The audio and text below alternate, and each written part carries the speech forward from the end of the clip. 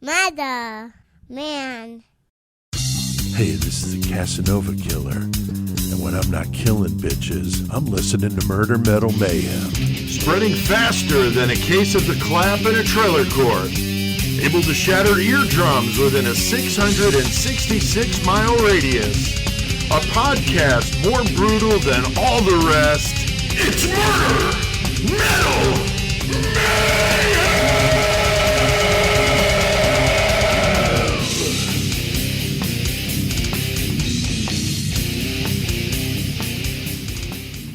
All right, here we are. What the fuck?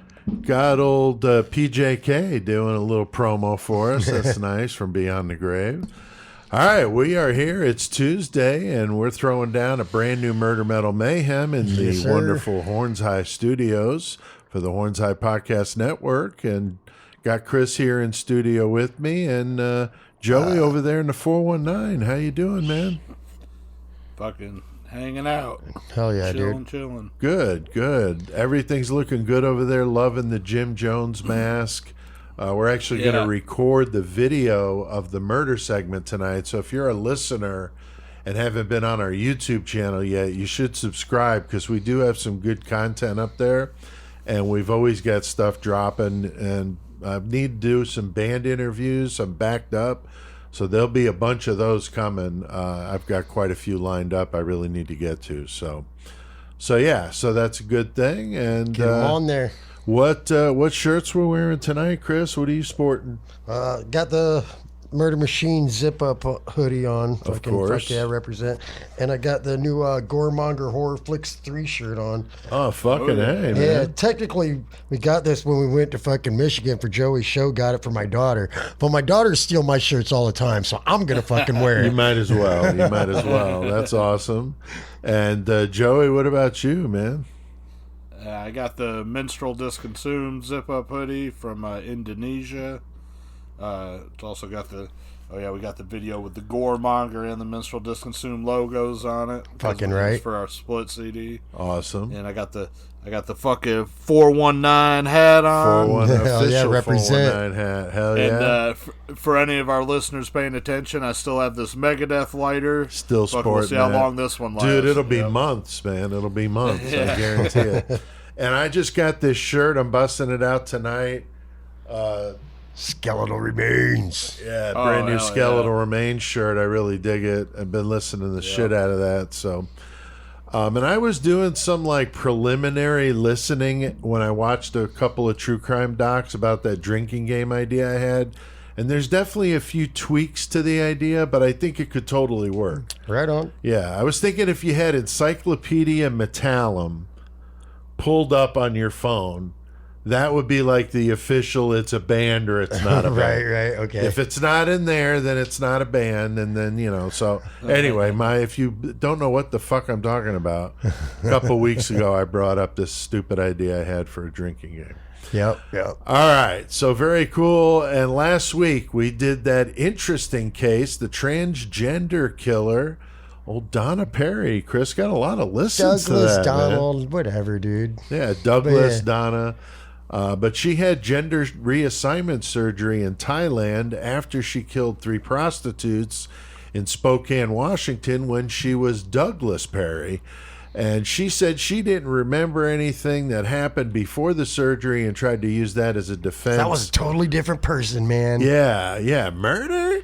So that was definitely whack. And Joey, I know we got a lot of listens to that. I didn't expect to get such a rousing response to that. I don't know what it was. What do you think?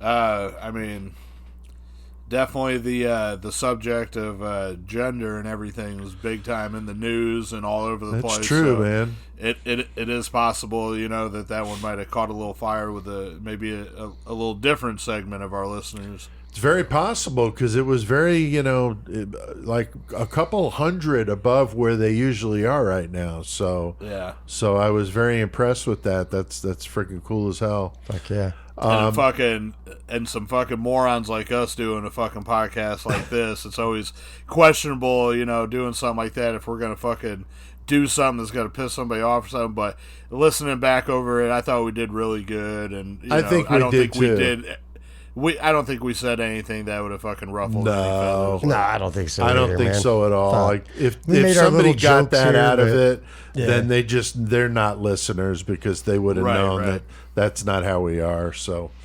and I had the horns. I did the bassist Alex Webster from Cannibal Corpse for my feature. Hell yeah, dude. Which was fun, and I brought my Alex Webster bass out here, which some was cool. Got pictures. some pictures with that, and another just insane killer cage match. That's just always funny.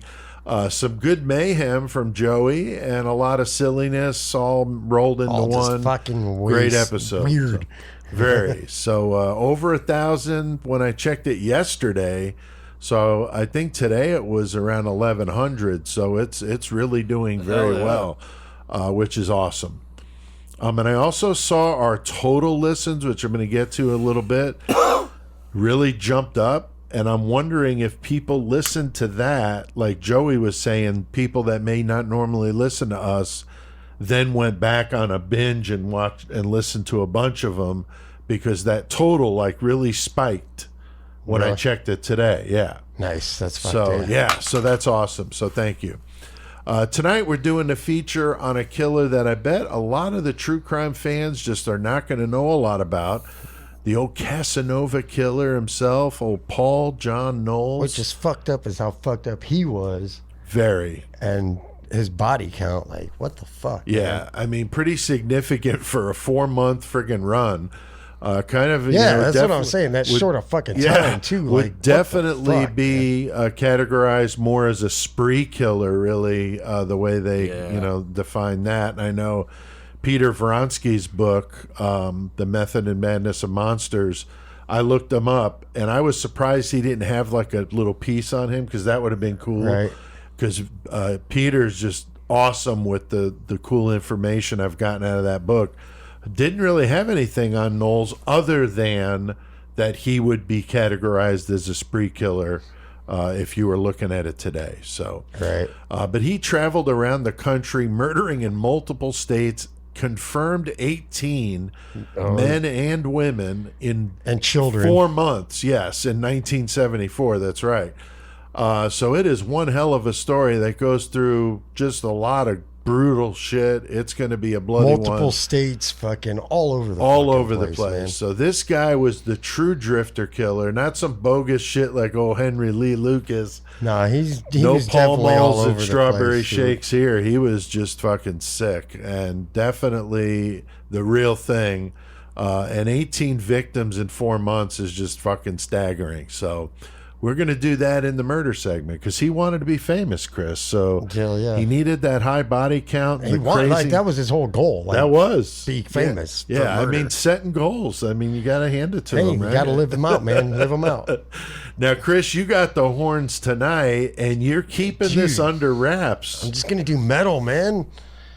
Fuck Okay. yeah. So yeah, I got the metal segment. All right, yeah, I'm anxious to see this unravel here. It's not a before my very long eyes. segment, but I just wanted Okay. to do something. That's all right. Yeah, because usually you guys, when you don't know, you'll text me and say, okay, I'm going to do this band, and here's a song you can use, right. And so this time you're like, gave me the song, and I'm like, okay, but we've already done Goremonger. Like, what do you want to do? Goremonger or the song that or Ugly Kid Or Joe. Ugly Kid 'Cause Joe, it's, you know, me yeah. and Joey doing fucking Yeah, so I was just totally confused, and you're like, no, it's something totally different. You'll yeah, see. Joey did him. I did Ugly Kid. It's something different. Yeah, so it's going to be It fun. ties in, man. It's going to be funny tonight. So that'll be, I'm anxious to hear this. I got a lost classic I'm going to bust out. I know Joey is going to dig it, and Chris, for sure. So we're Fucking going to do right. that in the metal segment tonight. My notes ain't all there. They stop right there. I'll just. No, I sent you. These are the updated Oh ones shit, my I bad. I emailed just you. didn't Yeah, look at so the updated ones. See, My you're bad. looking at the wrong notes. So tonight, though, guys, we're doing that great killer cage match, and that's where we get a list of 75 killers, 75 objects for them to fight with, a variable to get it stupid, and a song even playing while they fight to the death. Fucking right. It is a blast. We have a lot of fun with this. Our listeners, though, on our Facebook group, give us some random numbers. Yeah, So, Chris, so once again, we got a couple homies tonight. We got fucking Justin Morris on there. What's up, bro? Hell yeah. We got the fucking motherfucking Big Mike Collier Big coming Sexy. in, and we got Gino Kitchens, the motherfucker. He metalhead for back in the day. yeah, that's dude. Tim's cousin. Yeah. Oh, is that Tim? Yeah, I didn't realize that was yeah, Tim's for cousin. sure. Fuck yeah, dude. Gino, yeah. Just ran Yeah, into thanks, him guys. at Texas Roadhouse 3 months ago. Was he working or drunk? He was working, and then he left there like the day after that. He wasn't Right. there for long. But Gino's a good dude. We got a good one going on in the cage tonight. We have Captain Sodomy himself, Joey. Who's fighting tonight in the cage? We got some beasts. We Yeah, got some we do. fucking Damn. Battle of the Hosses.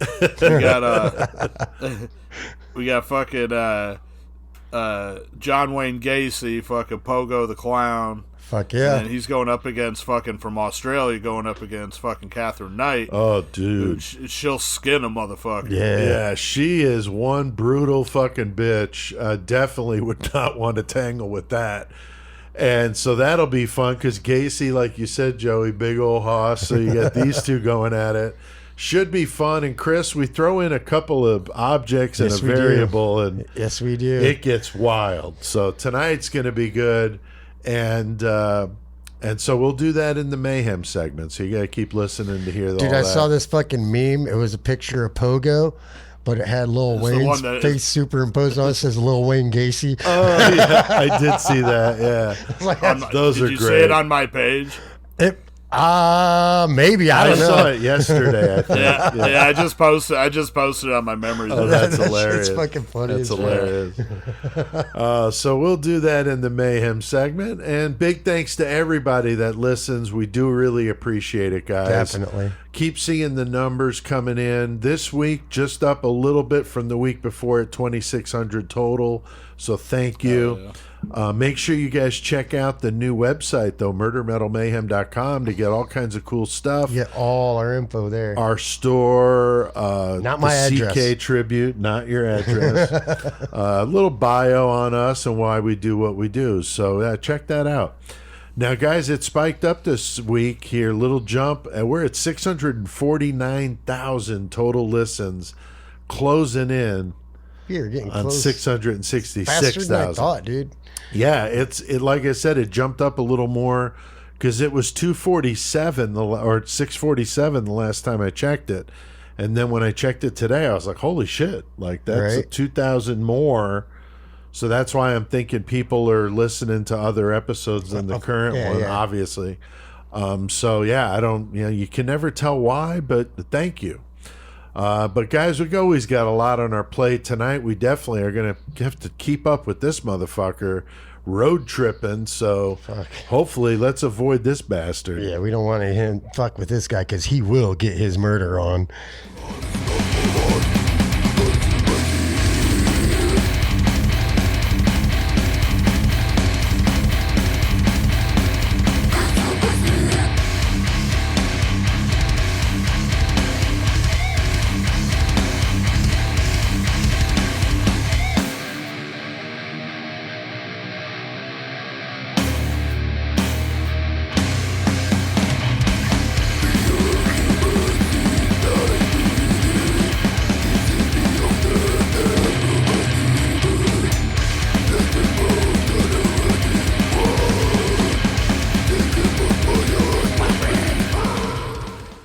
That was fucking brutal. That was Sculpture. Those dudes are from fucking Santiago, Chile, absolutely killing it. Hell yeah, dude. Yeah, that song is called 9 Circles of Hell. I like how the way they spell it too. Sculpture. Yeah, I like that too. The word skull and then pure, Pture.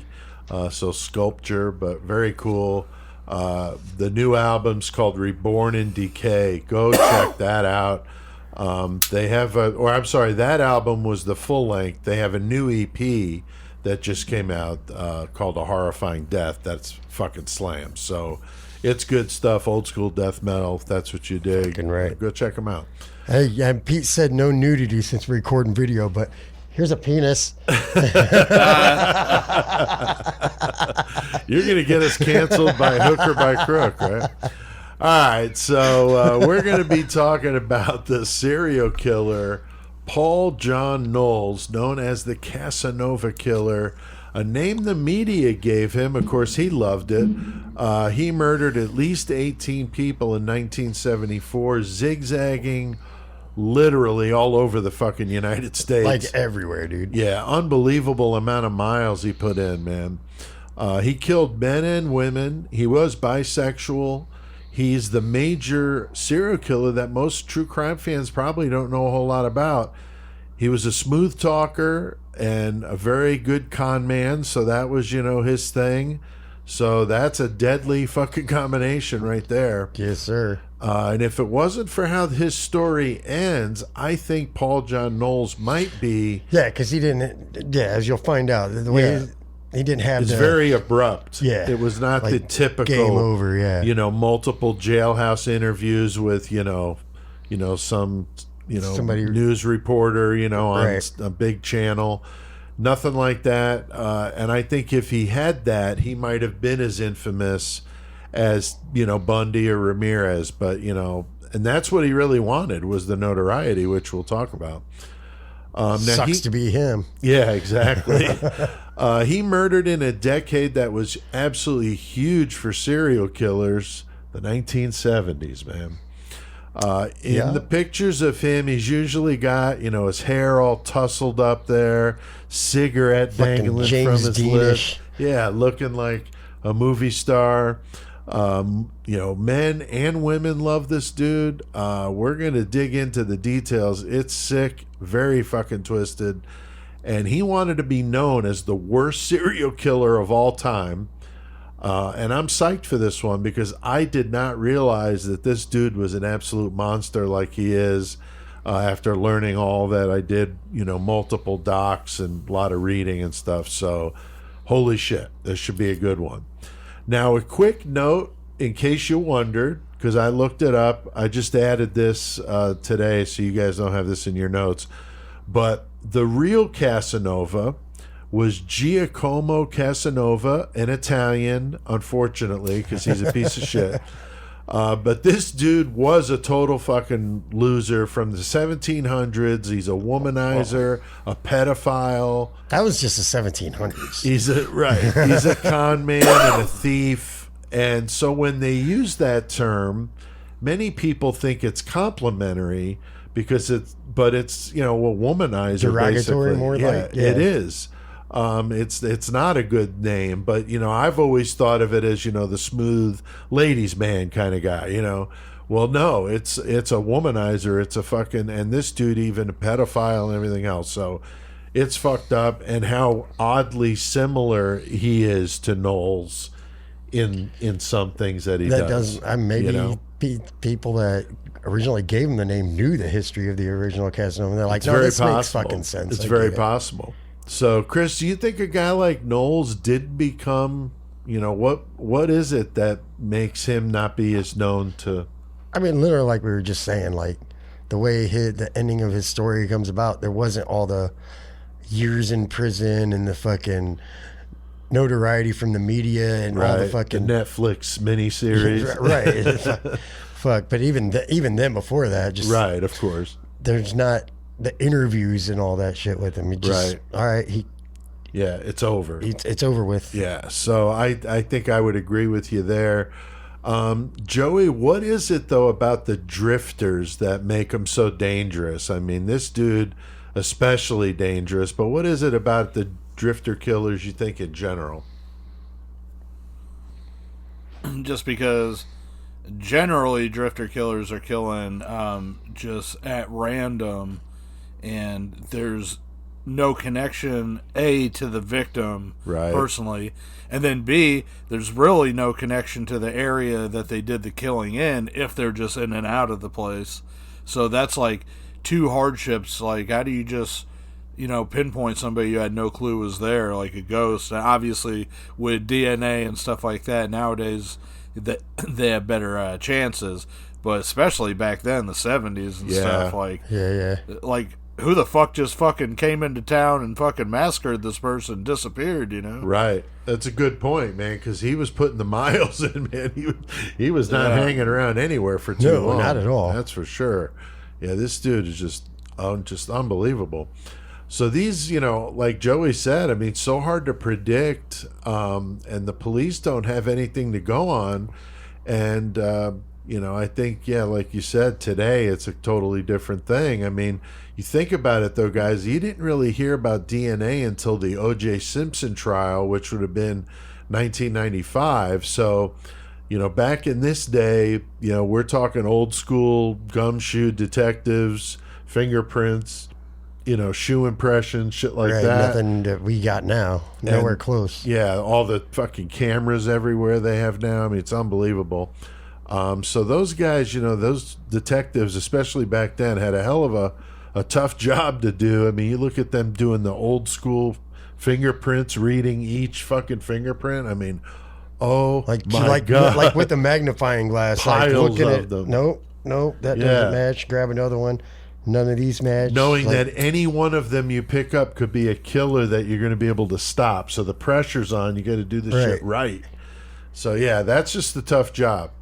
Now, one doc I watched, they kept calling him PJK. I saw a couple of which was kind of like almost getting annoying to me. And I don't know if he went by that, but I'm not going to call him PJK. If you guys want to do that, that's up to you. The documentary was such a fucking good documentary on him, except every time they said that, it was like nails on a chalkboard. I was like, you sound fucking stupid right now when you say that. That's what I thought. Fucking, like, did he come up with that, or did whoever did that documentary? Right. It's like Harold and Kumar calling Neil Patrick Harris NPH. You know what I'm saying? Hey, like, man, I call I call Ugly Kid Joe UKJ. Yeah, I mean that rolls off the tongue better. This shit just sounds stupid. And whenever you're doing like a serious documentary and shit, it sounded like clown shit compared to all the other info being so good. Did you listen to the Dan Cummins? I did listen to it because he was calling him PB and J. Yeah, he was calling him PB and J, which was pretty funny. So I heard him say it, and I'm like, "Oh no, not you, Dan!" And then he's like, "You know what?" And then he went into the PB and J thing. So. All right, so it's going to be a wild one, Chris, and Knowles is coming from a bad home situation. Yeah, he fucking... This is like a broken fucking record on Murder Metal Mayhem. Like all the time, that's how it works. Like they get fucking...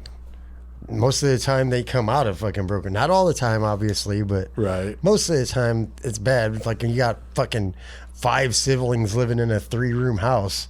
Right. Like literally 3 rooms. There was like what they call it, the living room, basically 1 bedroom and kitchen, and then they had the fucking outhouse out there, like straight up outhouse. You had to go outside and shit in a hole in a box, basically. Right. And his dad just like would beat the shit out of him. His brother even said that fucking dad just like lay into him for whatever reason, just.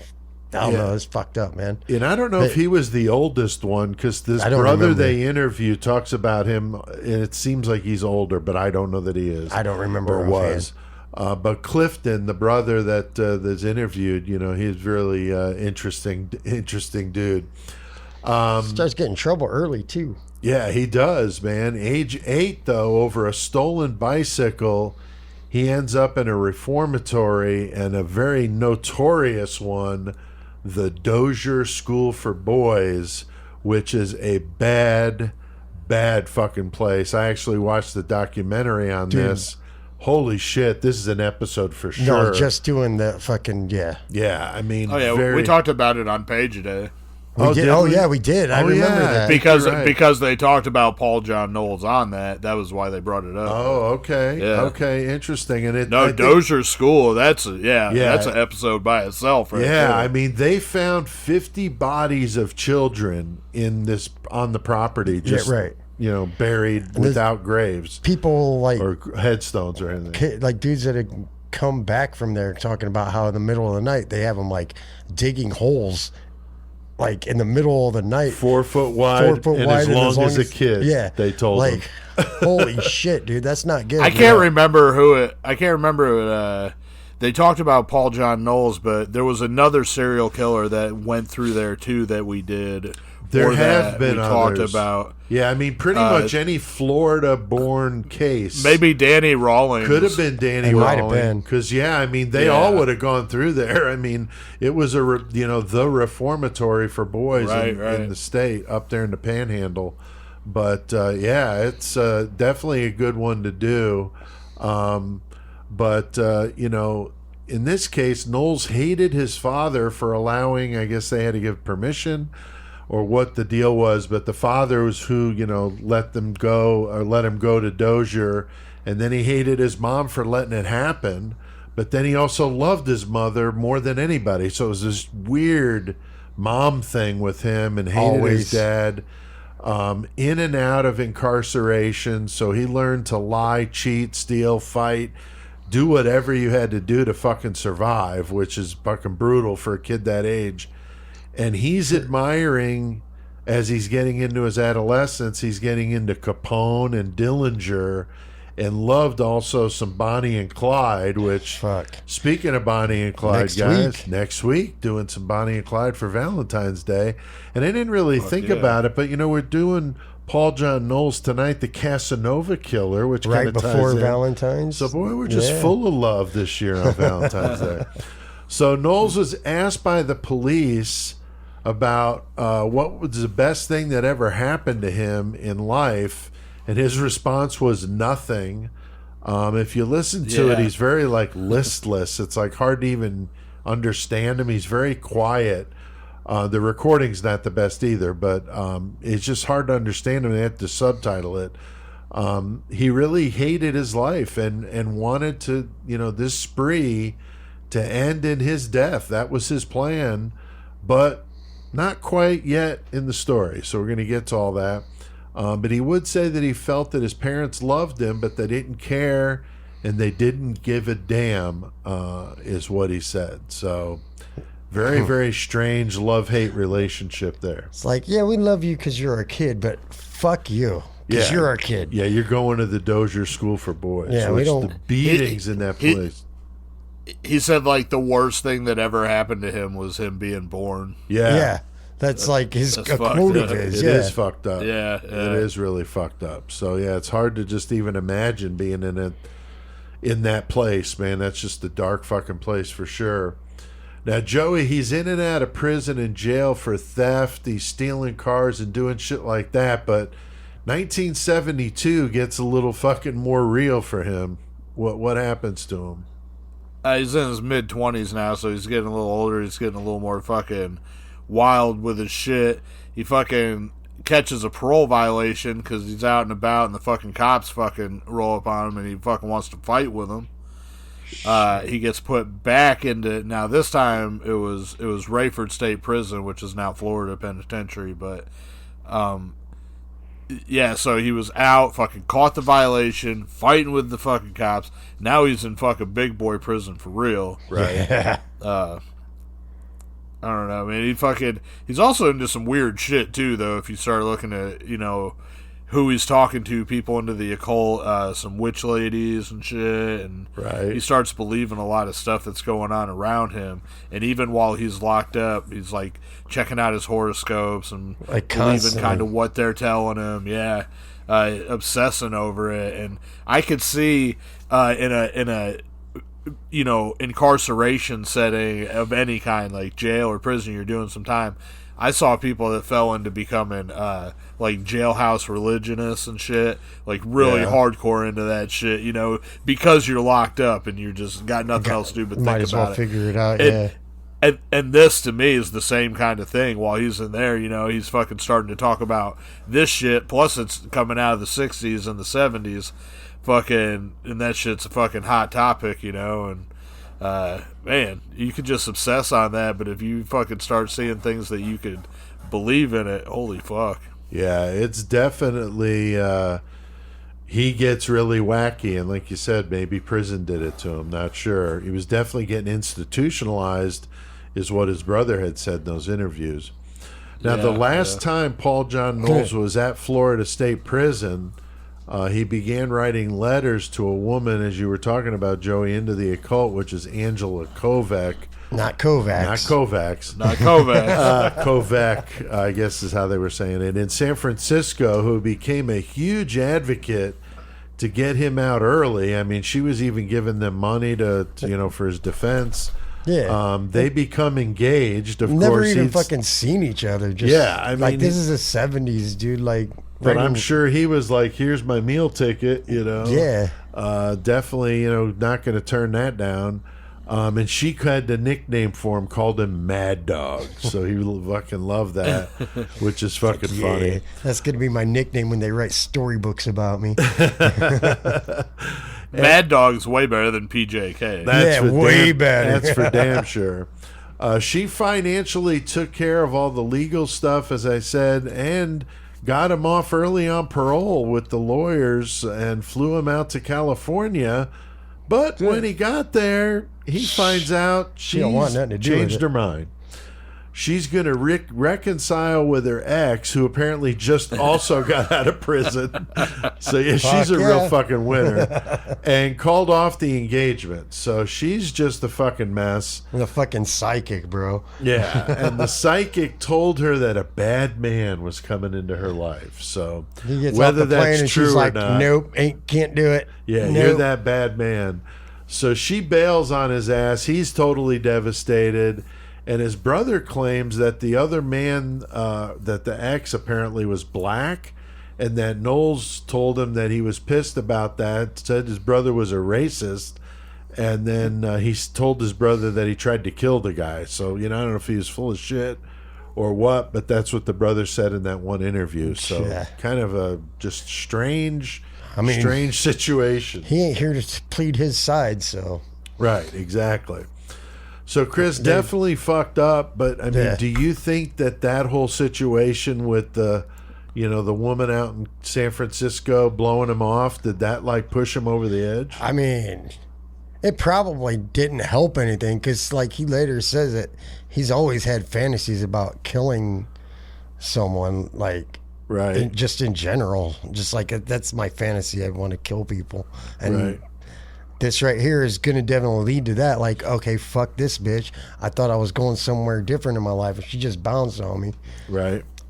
Just the rage just keeps building up, and it's like, okay, it's gonna explode. Yeah, I mean, it makes sense. I mean, anybody would be pretty fucked up. You're expecting to start your life over out in California, and then that happens, So Joey Knowles would claim he murdered 3 people that night on the streets of San Francisco. What do you think about that?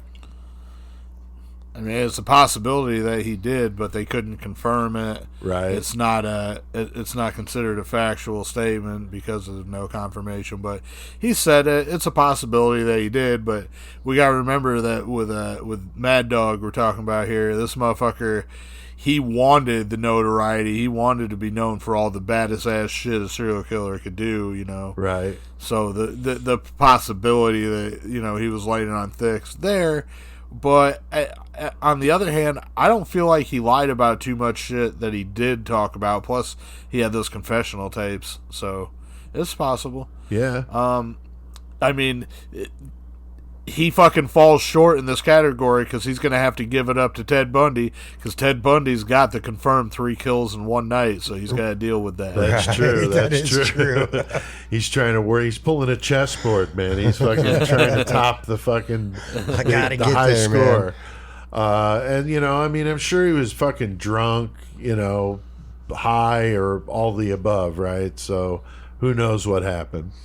But he winds up going back to Jacksonville, Florida. He's not on the streets long before he gets picked up for stabbing a bartender during a fight. I mean, this sly motherfucker, though, Dude. gets put in a jail cell, and Chris, he fucking pulls picks a the lock. Bundy, man. Yeah, he picks the fucking lock on the jail cell and just like leaves, which Like what? could you, like. I've been to jail a few times. I know the jail cells now are not. Yeah, you're not getting doing out. that, Yeah, you ain't no. getting out of there. Yeah, but if you look at like the old movies, if they were actually like that, just the bar with the little fucking like skeleton key, yeah. fucking like that. You could fucking jimmy that lock if you just got a little piece of wire or something. But Right. he did it, and he got out like, I'm out. Later, boys. So I'm thinking he thought he was like Dillinger, like Babyface Nelson, somebody like that. I don't know, but this dude is slick. He gets out, and then Joey, here we go with one fucking crazy spree. And if this isn't a murder, metal, mayhem rampage, I don't know what the fuck is. I mean, what is the deal with this shit, man? He basically just goes on a 4-month killing spree, and he has no fucking regard for anything that he's fucking doing at this point. You know? Right. Right. I don't know, man. He was all over the place. He fucking dropped over different fucking counties, different states. He's just fucking Right. killing all over the goddamn place, and like literally like from the south all the way up to the fucking New England area and shit. Yeah, I mean, into Connecticut. I mean, what the fuck? So this is definitely going. And Joey, any bands that you know of done any songs about old the Casanova Killer?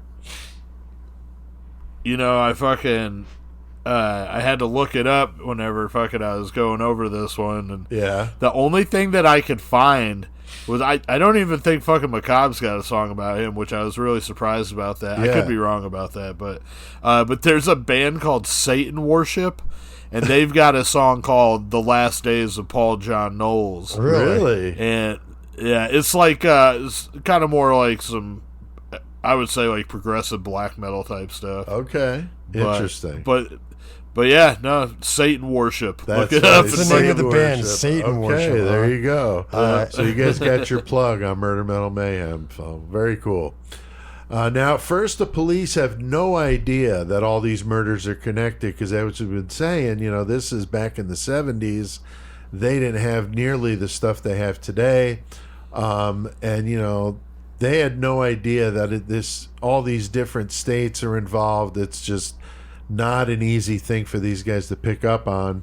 And it wouldn't be until the spree is over that the cops are able to connect all the dots and realize the full scope of how fucked up this dude was, man. Jesus. And we remember how it was on 9/11, you know, when we heard about all the various, you know, agencies not talking to each other, and that's how this shit happened, slipped through the cracks.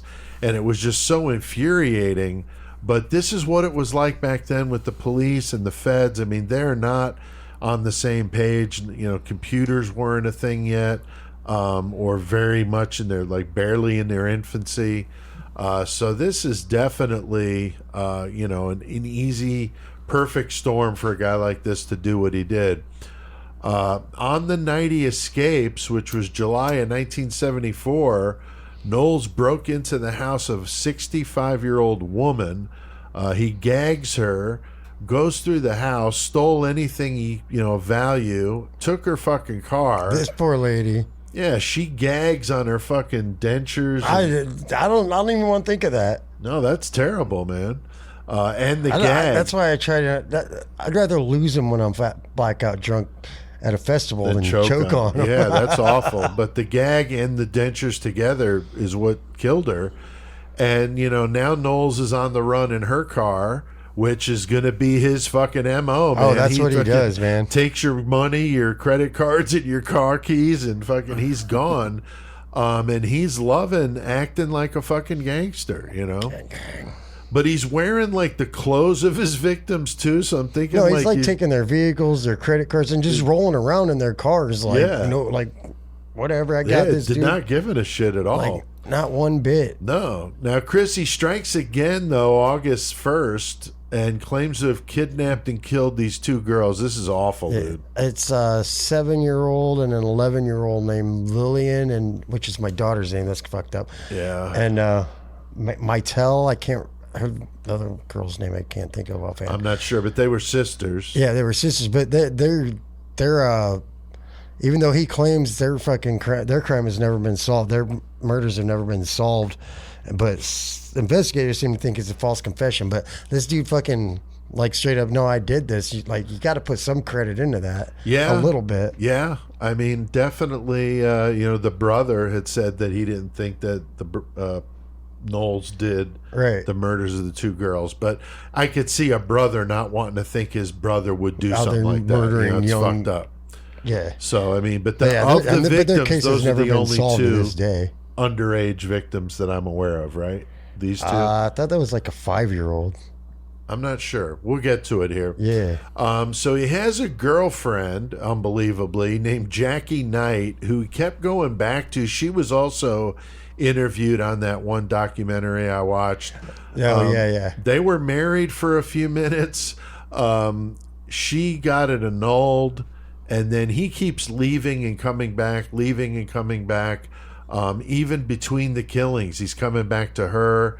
But she had some kids, and she said when he was there, he was really good with the kids, bought them Christmas gifts, birthday gifts, stuff like that. Played with them, did stuff with them. So strange that he would single them out to be nice to and be so fucked up, outside the home. But that whole cubing thing is definitely going on here with him. Oh, for sure, dude. Turning it on and off like, flick of the switch. Maybe he thought that this is the lady, but once he started getting the murder into his head, he couldn't live without it. Yeah, I think you're right. I think he got off on the act of, committing murder and that rush he got from it. But Joey, he is on a rampage, and the next night, August 2nd of 1974, this shit gets crazy again. What winds up happening on that night? Well, he's on his way to see fucking Jackie up in Macon, and Right. fucking ends up meeting a 49-year-old woman in Atlantic Beach, Florida. And then they find her strangled with one of her nylon stockings in her apartment. Her TV is fucking... Her TV. Swipe that shit. Yeah, he took the TV. That's ghetto as fuck. I mean, he's like, fuck it, this bitch ain't got a car, I'm gonna steal her goddamn TV. I'm stealing something. I just pictured Jared Leto walking down the street and fucking, God damn it, the fucking heroin movie that he's in, pushing the TV down the road. Requiem for a Dream. Requiem for a Dream, dude. Just like, No, it's funny, like the Ted Bundy movie with fucking, I don't know, Parker Lewis can't lose, that guy, Corbin, I can't think of his name. Right. But it always kills me in that fucking, I'm pretty sure it's that version. But it just shows Bundy like he's out fucking in his VW bug cruising around. He like stops by this hotel, jumps out and steals a fucking plant from the front of their fucking place, throws it in his car and drives off because he's just all about stealing. Right. But that's how this dude was definitely like that. I think so. Fuck it, I'm taking something. Charles. Yeah, he's like, I'm getting over on these motherfuckers. He's not doing it just so he can sell it. He wants to steal something because fuck you, I'm stealing your shit, right? Because especially after I killed you, right? Yeah. Exactly. So now he picks up a female hitchhiker. It's mid-August. He sexually assaults her, leaves her body in the woods, and now it's August 24th.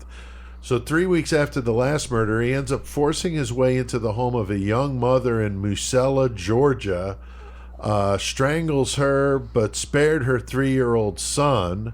So that was good, but that kid's all fucked up. Yeah, is that obviously. the one when the fucking cops got there? The kid was like curled up next to her mom's fucking that was body and fucked shit. up crazy. Yeah. So definitely a weird one, but I guess maybe that was a line he didn't want to cross. Doing anything to that 3-year-old, I'm not sure. A week later, September 3rd, a 32-year-old man last seen at a bar with a guy that fits the description of Paul John Knowles in Lima, Ohio. And man, Joey, that is just due south of the 419. I checked on the map, so you're not too far not from too there. far. That's by Finley. Yeah, I think Sugar you're right. Babes, yeah. A white Dodge Dart was what he was driving when, funny, my first car was a 73 tan Dodge Dart. The car of his first victim found abandoned, and the missing man's car was nowhere to be found. So they're definitely, figuring this shit out. The man's wife reported him missing, telling the police she hadn't seen him, and it was not like him to just not return home. So she knew something was going on. But Chris, the police would find him Yeah, he fucking Dead. strangled up, naked body, fucking dumped in the woods and shit. And, Right. because like he didn't care. It wasn't really sexual for him. I don't think he was just out there to fucking kill, get what he can, and move on. So, Well, he did say he raped the men and women. Well, right, yeah. I mean, he was definitely having sex with them. He was impotent, so he couldn't really fuck. But with the guys, I'm thinking that's what we're going to talk about here. I wonder if that was it with the impotence, is that it was with women he was that way, but with men he wasn't. I'm not sure, because this dude was raped. Yeah, so and he just fucking... I'm not sure either, but definitely an interesting side of this story, talking about it just doesn't fucking care. He's on with it, like killing, and like I said, once he's done with the fucking murder and whatever he does with the body or whatever, he just takes their stuff. And he's like, I'm gonna live your life as long as I fucking can, and I'm gonna keep on going and find somebody else. Yeah, and I mean, the cops definitely think it was a sexual type encounter, but I'm sure the family probably didn't want to admit that. So Joey, he's moving west and ends up killing an elderly couple in Ely, Nevada. What was the deal with that on September 18th? They were camping, and he fucking comes up on them, and he's got a gun by this point. I don't know how long he's had the gun for, but now he's got one. Right. He fucking holds them up. Fucking, he took all their fucking, like, their cash, credit cards, wallet, purse, all that shit. Fucking, he still got the car, so he fucking takes off in that, the fucking 419 car. Hell yeah. And he probably spray painted that on the side, just 419, bitch. Right. But he headed out from Nevada and fucking took off towards Texas and shit. Yeah, so he's on the move, man. He is putting on some fucking miles, just unfucking believable. But now he's in Seguin, Texas, where a missing woman is found raped and strangled on the side of the road on September 22nd, just 4 days after that elderly couple was murdered. This guy is just ripping through. I mean, just one hell of a spree here. I mean, a few days between and he's killing again. Just fucking nuts. Now, the next night, September 23rd, so a day later, a beautician meets up with Knowles in a Birmingham, Alabama bar. It's unclear whether she went with him willingly or if she was murdered, early in the trip. Don't really know. The police were able to find evidence that she was paying for stuff, at least for a while, but don't know if it was him using her credit card or how that worked. But she was murdered, according to Knowles, on September 29th. So 5 or 6 days into the trip. Body thrown in the Mississippi River, and they were never able to recover her body. So, I mean, Chris, this is definitely a serious fucking rampage, but what do you think is fueling this? Is he just getting off on killing, or what is it, man? I think that's kind of what it is. He's just over it. He didn't like his life anyway, and he figures... if I'm gonna, because we'll see, like, he doesn't give no fucks even with the cops or whatever. Right. Like, he just figures, I'm just gonna keep doing what I'm doing. I'm happy with it. If I fucking die, I die. I don't give a shit. Right. And he wanted to be famous. And he wanted to be famous. The more bodies, the better. I mean, he knows he's got, That's his thing. He's just trying to get out there and fuck shit up just so... because that's what he wants to do, honestly. That's what I feel. Yeah, and it was interesting on the Time Suck episode by Dan Cummins on this guy. He talked about how many other serial killers were just starting out when Knowles was doing this. Gacy. Right. There were several he rattled off and talking about what a crazy time that was, in the United States. I know Peter Vronsky calls it the golden age of the serial killer. I mean, the 70s and the 80s, I mean, holy shit. It's fucking really terrible. Fucked up. Because I saw some stats about what the number of active serial killer. I can't remember the numbers. It's crazy. But like in the 70s and 80s, it was like 700 and some, 800 and some, and now just because of fucking the way you're able to track these motherfuckers and shit, DNA it's like DNA that. and all that shit. The number's like much lower. Yeah. But back then you couldn't do that. Right. So everybody's just like, ooh, I can get away with it. Fuck True. Joey, what do you think about what Knowles is? What's his motivation at this point of his spree? I think he's just, like Chris was saying, like, fucking go for it all, fuck it, because what else have you got to fucking lose? And the more fucking, like the killings and everything else, he knows that shit's going to catch up to him at some point. Right. And if you want the notoriety, cool, because now you can tell the story and fucking let people know what you did. Right. And then B, if it takes them a while to catch you, then you fucking continue to rack up this crazy fucking death toll and shit. Right. And he did this in a pretty fast period of time. And that's why it also doesn't make it too hard for me to believe that he possibly could have did the 3 in one night off the bat or whatever. I agree. Just because the way he was killing was just out of control. They didn't, as we were saying, one of the reasons why a lot of people might not know this one as much is because it didn't get the coverage and all that. And, man, this motherfucker was probably losing his mind over that shit if he wasn't seeing that shit in the headlines every day. And he's just trying to do more to make it. Fuck that. Yeah. I'm fucking getting motherfucker. Yeah. Billy gets in there for growing the biggest tomato. Why the fuck aren't you doing I just a story murdered about 4 me? people in one day. What the fuck? So now it's...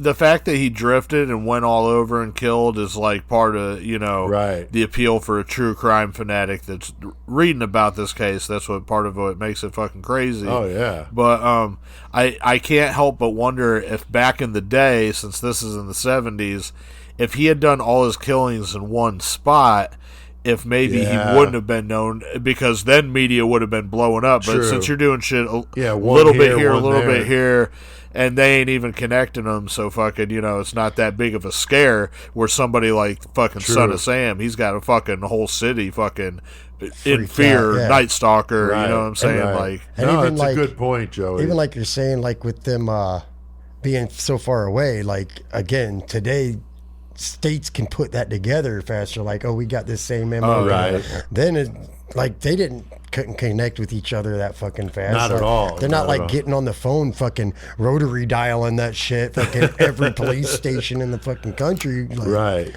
Yeah. It's just a totally different way of doing it that they just didn't have the ability to then catch this guy. So now it's October 16th of 1974, and it's been about 3 weeks since he murdered anyone. He's now in Marlborough, Connecticut, Joey. That's a small town southeast of Hartford. And I'm not familiar with that area, but a woman and her 16-year-old daughter were found raped and strangled with their own stockings in their home. The only thing missing was a tape recorder. And interestingly, Knowles would, of course, later record himself with a tape recorder. So maybe it was that same one. I'm kind of assuming it would be, but maybe he had more than one. Those He's tapes, like, man, this is fucking sweet. yeah, I could record myself. Oh, guess what I did today? So those tapes were heard by the judge and later destroyed in a flood at the county where they were stored, which is just, everything gone. Yeah, I could imagine that those would have been very interesting to listen to because he was just letting it fly. Dude. I mean, Chris, it's interesting when they record themselves. We talked about that with Jablonski. Remember that dude with that? Oh, yeah, dude. And it's fucked up, though. It's creepy as hell, man. That he, like, actually went to his fucking lawyer and gave him fucking tapes. It's like, don't do anything with these. Right, just hold on to them. Just hold on to these, whatever.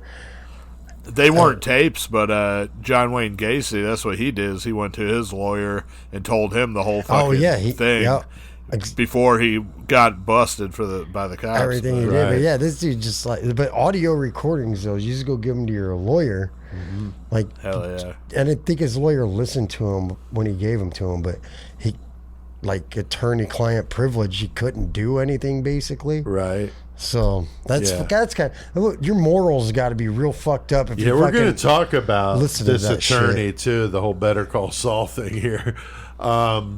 But I saw 2 days later he killed a woman in her home with her husband's rifle and left the weapon at her side.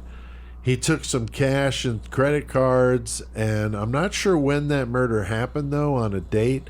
But he ends up in Key West, Florida, picks up 2 hitchhikers.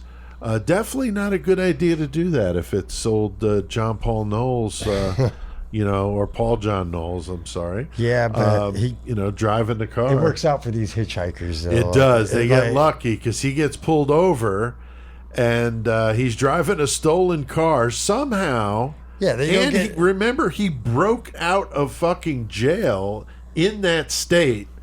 So how this guy is not on a list of grab this motherfucker and put him in the back of your car, I don't fucking know. But the fucking cop lets him go with a verbal warning. Yeah, what the fuck?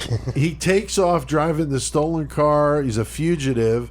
Somehow this happens. I don't know. Maybe it's a Florida thing. I'm not sure. Florida man. But remember too, all this is happening in that same state. So I get it with the, states communicating with each other, but he broke out of jail there in Florida. This happens in Florida. I can't believe they didn't fucking bust his ass. So he must have been like Ricky on the Trailer Park Boys with that shit. Ricky goes to jail a lot. But he winds up letting the hitchhikers go because the cops saw him with them. Right. So, and we're like, wait, I just remember seeing these people with this guy. And we gotta look for him. So he knew lucky for them. Yeah, he knew he couldn't kill them. So yeah, very lucky. And Joey, it was around this time that Knowles made his confession tapes that we've been talking about. But this lawyer, man, old Sheldon Yavitz, was kind of a shady fucker, wasn't he?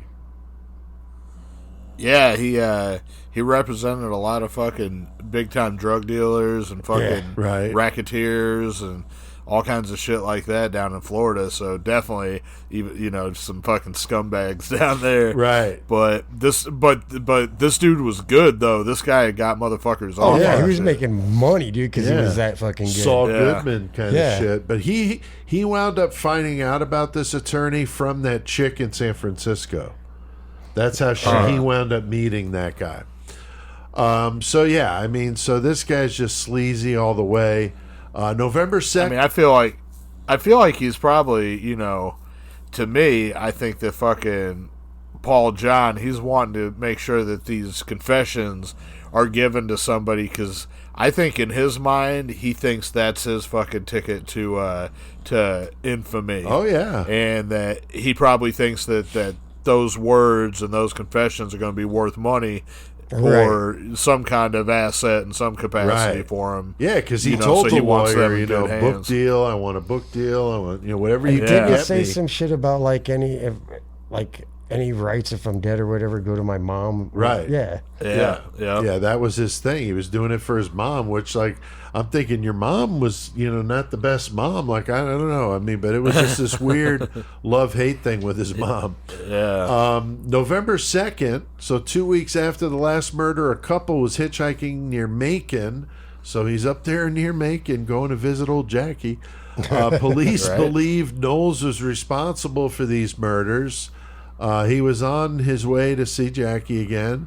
And the male's body was found in the woods. The female's body was never found. So he's old Jackie's just got to be like, man, how come every time you come up here, you're like 3 hours later than what you should be? Yeah, and I see something on the news about a body found. Yeah. Yeah, what the hell? And you always got some kind of new vehicle and shit. Yeah, new clothes. It's like fucking Charlize Theron and fucking in Monster. Right. Yeah. She's like, she pulls up with the car and fucking Christina Ricci is like, oh, where'd you get that car? Oh, friend lent it to me. Yeah. Total Eileen Wuornos move there. Yeah. So, Chris, 4 days later, and Knowles is a killing machine again, man. He's in Milledgeville, Georgia now. Dude, this fucking, I think he's at a bar or some shit. I don't remember where exactly he's at, but he meets this lady. And fucking, he spends the night with her and her 15-year-old daughter. Now, this 15-year-old daughter is found fucking dead strangled with pantyhose and raped. Right. And then the mother is fucking found dead with like 30, 40 stab wounds in the body. And apparently he tried to rape corpses, but he couldn't do that sometimes either. But I don't know, dude. The fact that you just met this dude, you got a but he was very fucking debonair, man. Like he was, man. And like, but yeah, I mean, unfortunately for her, she picked the wrong dude to bring home to her house. Yeah, and what have we said with the whole pantyhose thing? I mean, women just need to stop, not wear that shit. Yeah, man. I mean, just they're go constantly commando. getting choked with that shit. So it just comes up a lot. It's kind of funny. But yeah, I mean, because they work, stab they 30 stretch, or 40 they don't times. break. You just wrap them around. Yeah, I need to. they're there. So yeah, so just crazy. But I can't believe she would invite this dude back to her place when she's got a 15-year-old daughter. That's just, not to victim shame, but come on now, that's just not a good move. 4 days later in Atlanta, on November 6th, Knowles meets a British journalist, Sandy Fawkes, and he claims that she told him he looked like a cross between Robert Redford and Ryan O'Neal. Ooh, I don't know who Ryan O'Neal is. Some actor, yeah, I know him, but I don't really couldn't think of what movies he's been in. Famous actor of the time. This dude is so fucking vain, though, it's unbelievable. And he deserves what's coming his way. He's just such a douchebag. And like most of these sick bastards, he's all over, the control of the victims. That's his thing. And probably because he just doesn't have much control in his life and just hates his life, as we were saying when he was interviewed, said there was nothing good about it. So he just fucking hated existing. So this is at least giving him some kind of thrill. Yeah. So I could see where it would be intoxicating. Now he's another feeling thing good about himself because he's out there killing. That's true, man. So I saw one of the documentaries that the therapy sessions were being, that's where I've been alluding to with these conversations with him. He's talking about how much he hated being alive. He was hoping for a death by cop scenario, which would explain, why he's so fucking reckless and doesn't give a fuck. Oh, dude. Because he just wants to die, so he's hoping that that's what's going to happen. Joey the reporter would later claim that old Paul John was not able to perform when they were together, with that last victim there, and that's what she claimed, at least, that he was impotent with her, which is interesting because he was, claiming, and the evidence, I believe, said that the male victims that I know that were sexually assaulted. So I'm not sure, what's going on there, but I'm thinking there may be some sort of confusion. What do you think? I have no idea. Yeah, it's weird. But he killed indiscriminately, so there was women, dudes, kids, and I mean, he was brutal to everybody that he came in contact with, regardless. Right. He at that time he didn't give a fuck about nothing anyway. So maybe his sexuality was so fucking fluid at that time, way ahead of his time. Yeah, possible. but maybe at that time he was like, "Fuck that! I don't care. I'm gonna fucking do anything I can," Right. And I don't know really what the percentage of impotence, for each woman or for each dude, but definitely this one that wrote the book, Natural Born Killer, she, said that he couldn't act with her. So, right.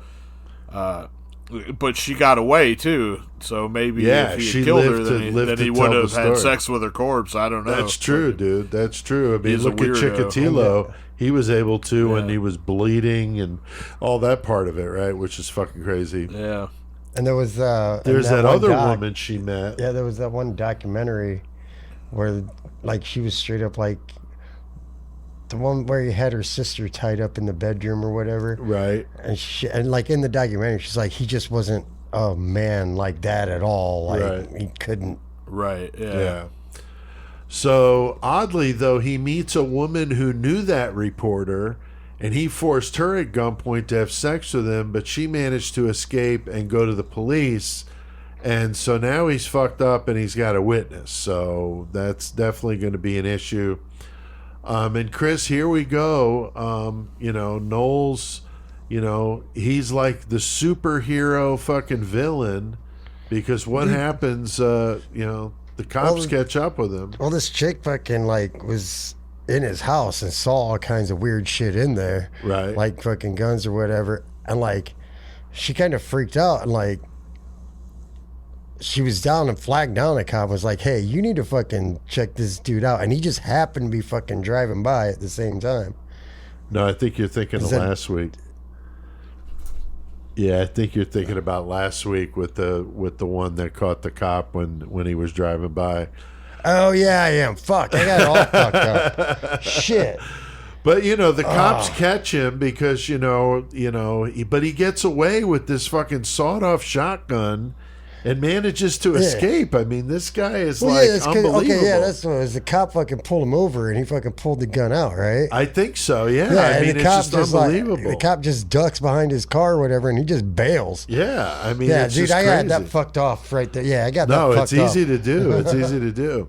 Now, a few days after just the like earlier when I was saying fucking something else, it was because I was just checking something out about fucking Patrick Kearney, so I got that thrown in my head too. I was like, shit. fuck.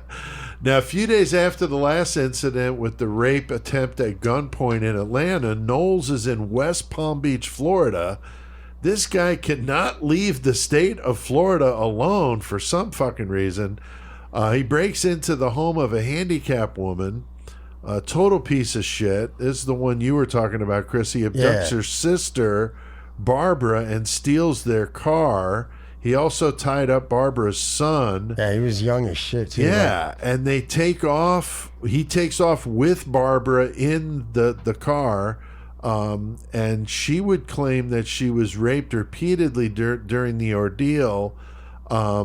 She's interviewed on the documentary I watched, but she's the one that claims he wasn't able to penetrate. Right. But he did other stuff.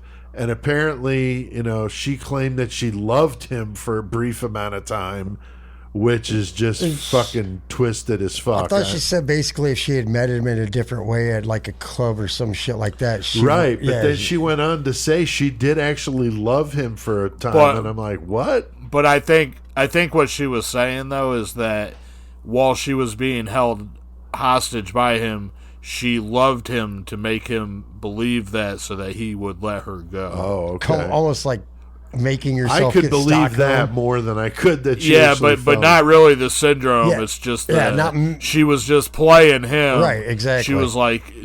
But I think that's what she was saying. But no, it was confusing. I had to back it up a couple times. Yeah, that struck me as just very strange. And she would go on to also write a book about her ordeal with him called One Survivor. Knowles let her go after a few days as his hostage, and she also claimed, the impotence thing, we mentioned that. But, who knows with this, whether he was able to do it in some cases and some not, don't know.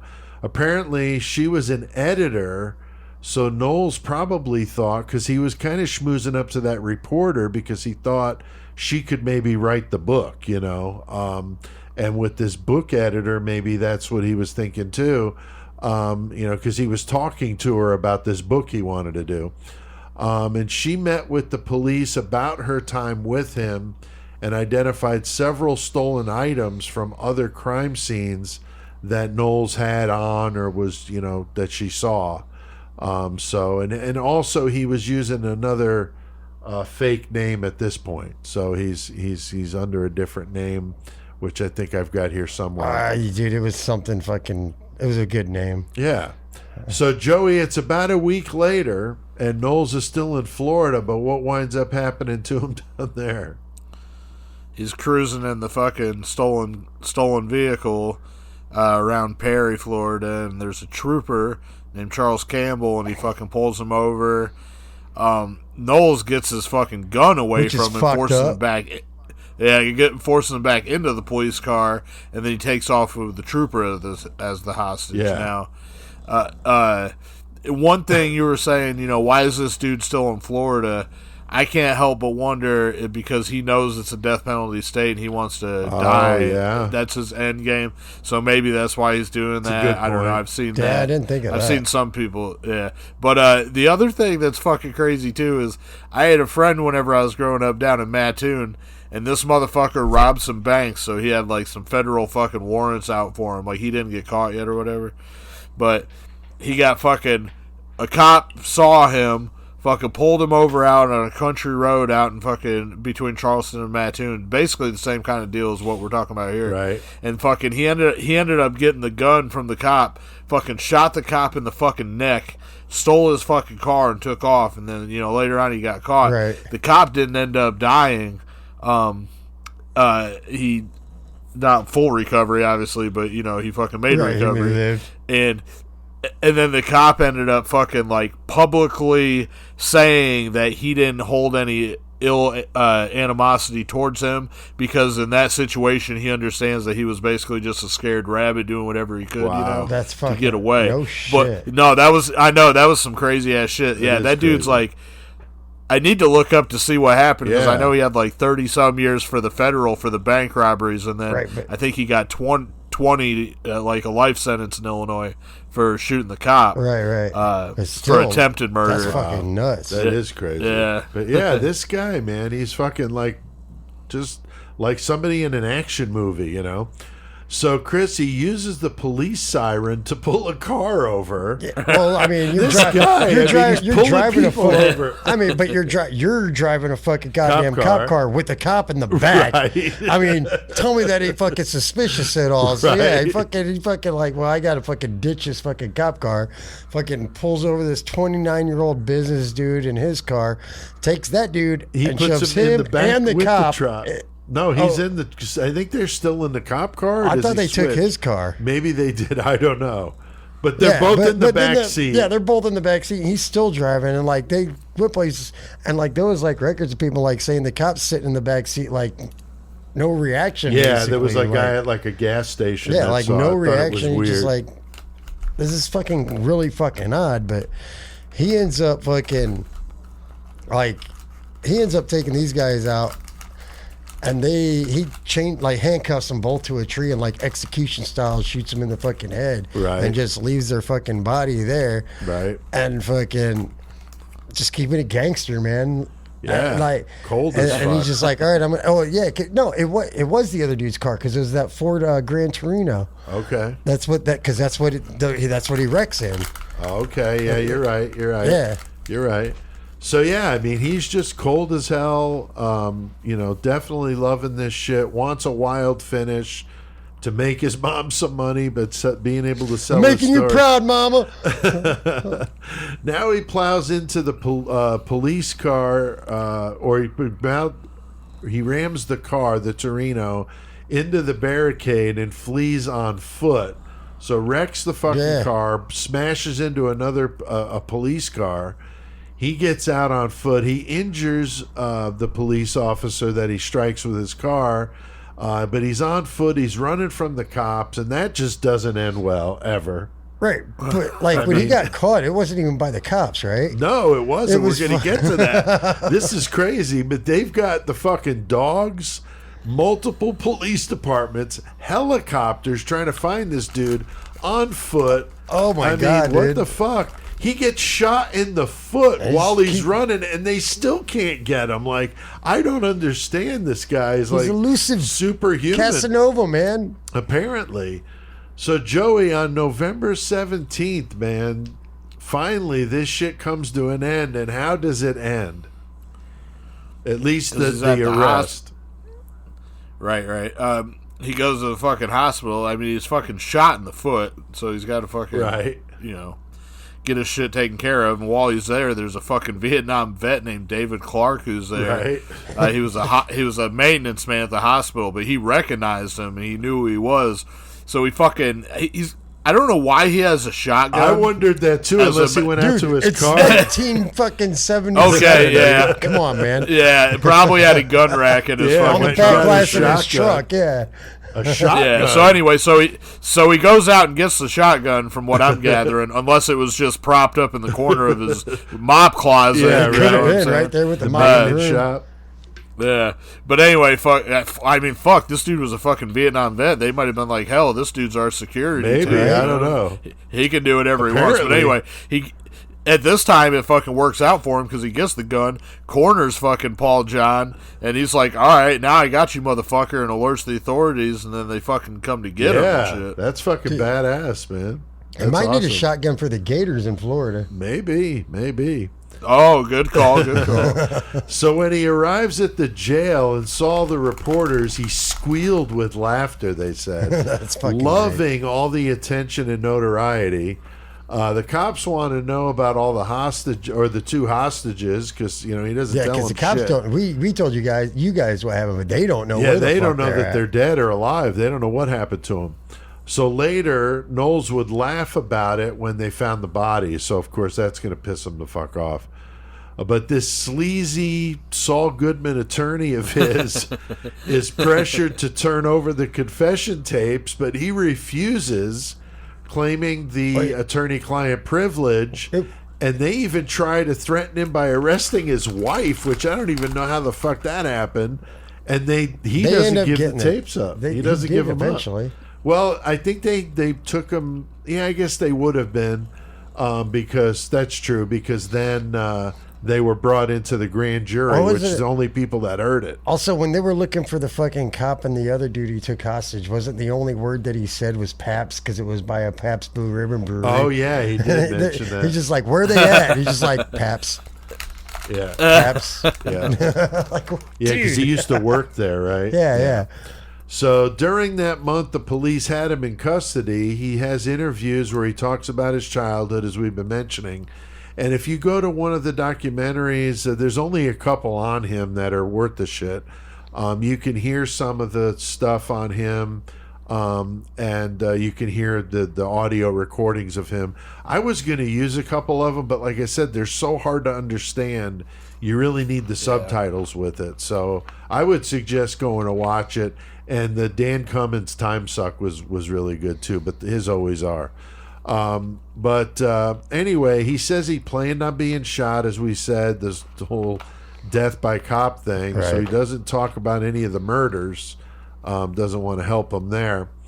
But Chris, the drama surrounding all Paul John Knowles is not quite ready to be done yet. Now it's December 18th in 74. The sheriff fucking Early and George Bureau? Is that how you The pronounce it? Georgia Bureau of Georgia Investigation. I'm fucking stupid. You said I just got George I just did some Bureau. stupid shit, dude. Yeah, but yeah, right, Angel.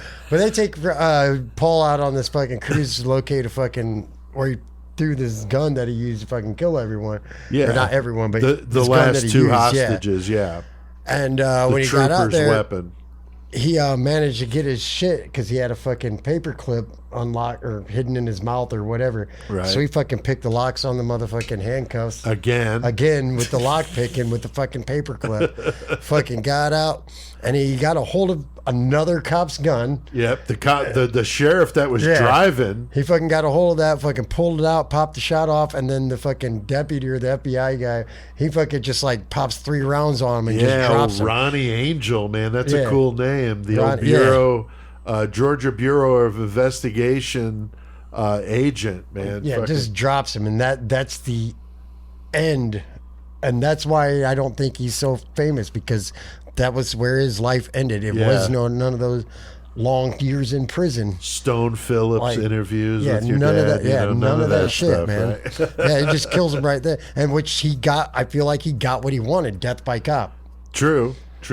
But he didn't get what he really wanted was the the fame. notoriety. Yeah. So he's dead. But yeah, what a crazy scene. He pulls the gun out, takes a shot, like you said, Chris. It goes up through the roof of the car. And the cops- Sheriff's trying to fucking keep control of it, and then Ronnie Angel just boom, boom, boom, 3 shots to the chest, and It's like done. That's I ain't it. fucking with you, bro. so that was the end of that. And you gotta wonder, was that kind of a quote unquote set up by the police. I mean, you can't say you blame him. I mean, this is a you cocky can't say bastard. it wasn't, but you can't say it was. Right.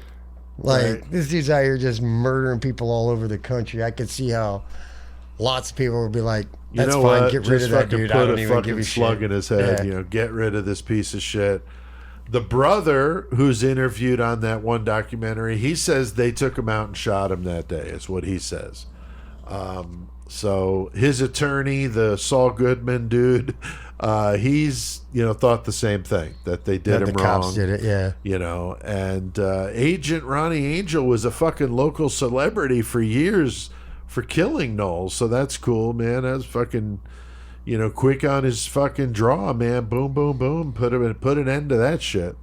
Because, man, if he'd have got control of that gun, I mean, he could have easily got away, I mean, if he'd have shot both of them and they'd have wrecked the car. think he just wanted to die. Still, yeah, he just was out of control. Just pop one in the air. Fucking, I mean, once you got that fucking weapon in your hand when you're with the cops, they don't give a shit. They're like, right. putting That's you enough down. excuse. Yeah, that's all they need. Right, exactly. What do you think, Joey? Yeah, I mean, I don't know. I wasn't there to see exactly what went down, so it's hard to say. I mean, right. Maybe if he had got control of the weapon, he might have just killed himself right then. Very and possible. It would have been the same outcome, just a different way to it. So sure. It's hard to tell, but I feel like if you're related to him, like his brother or something like that, and you're listening to what all the people are saying on the streets or whatever, yeah, there's probably fucking, some people saying how it was a dirty run by the cops or whatever. And then on the other hand, then you got the cop, gaining the fucking, the local fucking status fucking as a hero basically for killing him. Right. And it's funny because Paul John Knowles, he spent so much time trying to figure out how to profit off of it for his mom or for whoever, right. And then it turns out this fucking agent becomes a local celebrity. They killed him. Yeah, that's funny. The reporter and the other like everybody else is writing books about this situation. Yeah, I don't think Ronnie wrote a book, but yeah, he probably could have. I mean, for probably sure. very well could have. Yeah. Interesting. But yeah, so all these people did end up fucking profiting off it in some way, a little bit. That's true. And he didn't end up getting shit out of it. So. Right. At least Ronnie didn't have He's not even remembered as one of the big name serial killers to this day. So. I bet Ronnie Angel even got though like he has- a free coffee every morning at Casey's, or the equivalent down there for sure. Even with a sweet name a like biscuit, Casanova a Killer. chicken biscuit with honey on There it. you go. So his brother on that documentary, as we said, claimed that Paul John Knowles did not kill the 9 and 11-year-old sisters. And I do remember hearing that there was some uncertainty about him being the killer. But like Chris mentioned, Knowles did give explicit details of the abduction and murder and where he dumped the bodies, but they weren't able to find them. So there is some little bit of question there, but who knows, right? That is one hell of an insane rampage. 4 months fucking of total mayhem from the end of July. 18 confirmed. Right. Like, holy there's shit. probably more. But 18 that they know of. I can't imagine if this guy would have kept going, how many more there could have been. A guy like that just not going to stop. Yeah. And like we said, he wanted the suicide by cop. So he admitted that in the tapes, that he made when he talked to the cops. So you can hear it for yourself. He said that he raped men and women during the spree. The grand jury were the only people and the judge that got to hear the tapes before they ended up being destroyed in Macon County in a flood. So I feel like that's actually one that might have actually happened because why? Ain't no reason to hide right, that. you would think they'd want that, yeah, just to have it in case, right? Even just transcript, fucking. And I think there was some stuff that I heard that there were some partial transcripts of some of it, Really? of some of the tapes that they were able to find. Now, Joey, there was also some stuff about Knowles. We've been mentioning about the story, but what do you think I mean, his lawyer told him, he's not really going to be able to do this, but what does he want to do with the mom and, selling the story? I mean, it just sounds kind of crazy. Yeah, he just wanted, he wanted there to be some kind of deal, a fucking book deal, movie deal, something. Right. That he was going to be able to sign off on and make some money and then put it in his mother's name so she got it. Or whatever the case, but yeah, like the lawyer had to fucking like explain to him, like, bro, this isn't gonna happen the way you think it is. Right? You can't profit from your crime. You can't profit off it. I mean, this is before Son of Sam law, though. Right. I was wondering that too, because this would have been before Son of Sam, but maybe there were some things that there were some rules, and maybe in Florida there was. That could have been a Florida thing. Who knows? But good point. Because Son of Sam, that's federal law, right? True. Yeah, that's multiple state. Yeah. So, and the lawyer even said, even if you could, the families of the victims would sue the estate so they would get all the money. So you're not going to get any money out of this, no matter what comes of it. Right. So now, Chris, I mean, what do you think about what Knowles was going to do? I mean, trying to give this money to his mom. I mean, he was. I think that was just, as far as giving the money to his mom, I think that was just like a whatever. I think he really just wanted the fame for being a fucking serial killer. He just like threw that out there to try and make it sound better. Like, I'm trying to help my mom out, basically. I don't think he really cared about his mom or the money. I think he just wanted the fame for, I'm just out here murdering people, and I don't give a fuck about the world. I don't give a fuck about my own life. I just want to kill, and I just want to be famous for it, whether I'm alive for the fame or not. Yeah. But guess what, motherfucker? You didn't get the fame you were looking for. That's right. That's a good point, man. That's a good point. Now, the police do think that there were more like 30 or 35 victims, but there are other missing people that they feel Knowles could be potentially a suspect. Maybe, with DNA and things like that, they'll be able to solve more of these. I mean, there's some out there that, just like the girls Knowles confessed to, that they can't prove or whatever. Right. And the last victim that was confirmed was as late as 2011. Was that Ima Jean, that girl? She was confirmed with DNA. They found her body. He was all over the place, so there could have been a lot more.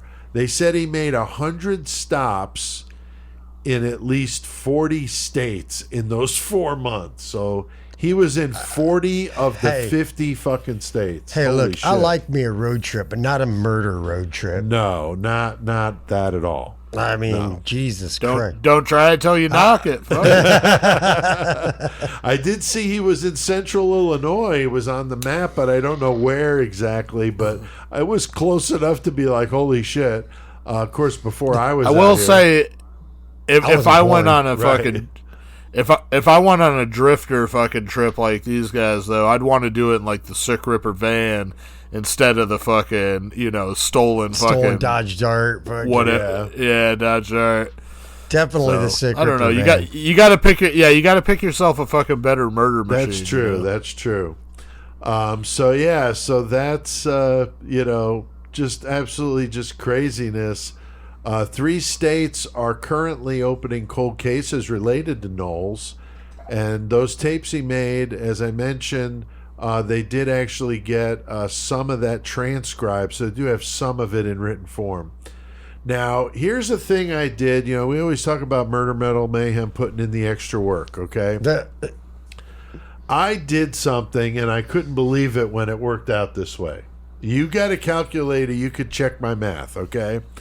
Because no other podcast would do this for you. I don't like math. I wanted to know, because I was freaking out that he killed 18 people in 4 months, and I'm curious how many days between the killings would that have had to have been? I mean, there was multiple in one day, though. Well, that's what he claims, but those weren't part of the 18. So the documentary that I watched said that there was about 10 days between the killings, but I didn't think that was right. So if you take 4 months and you multiply that by 30 days a month, that's 120 days. Right. And I know give or take, it actually 30, was 31, a week shy of 4 months. Because he went out the last week of July and got caught the third week in November. So wasn't even quite 4 months, but we'll do the math. 120 days. You could take 120 days, divide it by 18 murders, and that gives you a murder, Chris, every 6.66 days. That's fucked up. Are you fucking kidding me? Holy shit. I couldn't even believe it. It's like 10 sixes and a 7 at the end. So, for all intents and purposes, he killed a victim every 6.66 days. That is fucking metal as fuck. I'll give him props on that. That's it, though. I thought that was insane. And if you use 35 victims, which is what the police think it could have been, it's more like 3.5 days between each murder, which is fucking insane. So, wow. An interesting stat that you would only get here on Murder Metal Mayhem. But, guys, anything to add to this wild-ass fucking story? We're in an hour and a half, so I knew it was going to be a longer segment. Nah, a lot of stuff about John Paul Knowles. I think it's good. I think it sucks or that Paul I had John Knowles. Fuck. Listen to two different other things. And, yeah, fucking PJK. Yeah. So I did my research by watching a really good documentary on YouTube. I think that's the one we all watched, 11 Alive. That's the Atlanta-based company that a lot of the murders happened around there, so that's why they did that. Very well done, and a lot of interviews, as we mentioned.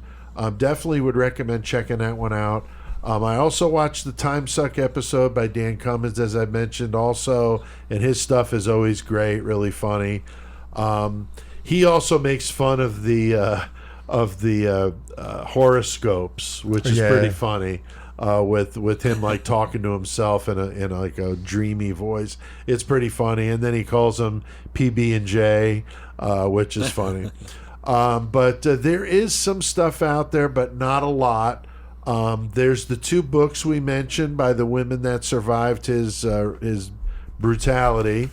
It is an interesting story, and a kid who dreamed he was going to be a bad man and infamous definitely did just that, except he wouldn't be as quite as famous as he would not hope. as fucking infamous as he wanted to be. No Netflix docuseries about the Casanova Killer, so who knows? That'll probably happen. Maybe. I mean, it's a good story. I can't believe nobody's done it, honestly. We should do that.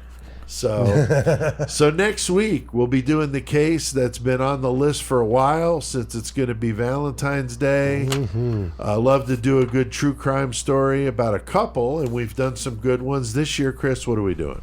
This year we're doing the one and only fucking Bonnie and Clyde. Hell yeah, man. It's some gangster shit. And it's going to be a fucking good week doing the recording that week. Hell yeah. We're going to have Joey here in Horns High. Yeah, Joey. Fuck yeah. After a little time away. So good to see Joey here in studio with us. But the episode will be released a day late. That's right. So Joey's coming in here on Thursday next week. So the normal Tuesday thing won't be a thing. We'll be recording on Thursday. So the episode will come out Friday. So you will be a day late, and we apologize for that. And that's my birthday, the 17th. It comes out on Chris's birthday. My birthday's the day after yours. Yes, so sir. On the 18th. So kind of funny we get the back-to-back birthdays going on. But that's going to be next week, so it's going to be good to have Joey here. And weather permitting, so far it's looking warm enough where the S word won't be in the forecast. The S or the I. Right. Yeah, right. Yeah. So Joey, any page a day for us? I just got 2 quick ones, but they're pretty good. Okay. Thanks again, page a day.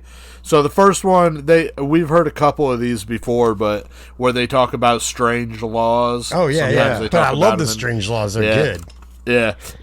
This is a world edition strange laws. So in Singapore, there is no chewing gum. The act of chewing gum is illegal, as is the gum itself, except if it's dental or nicotine gum.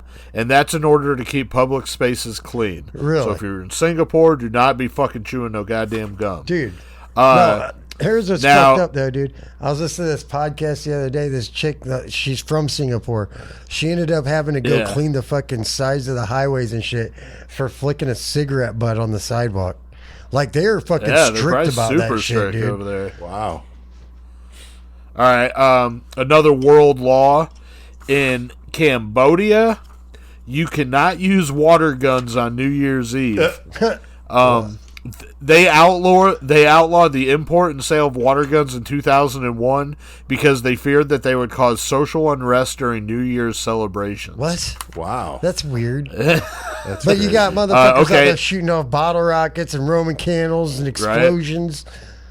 That's fucked up. So then you got Canada.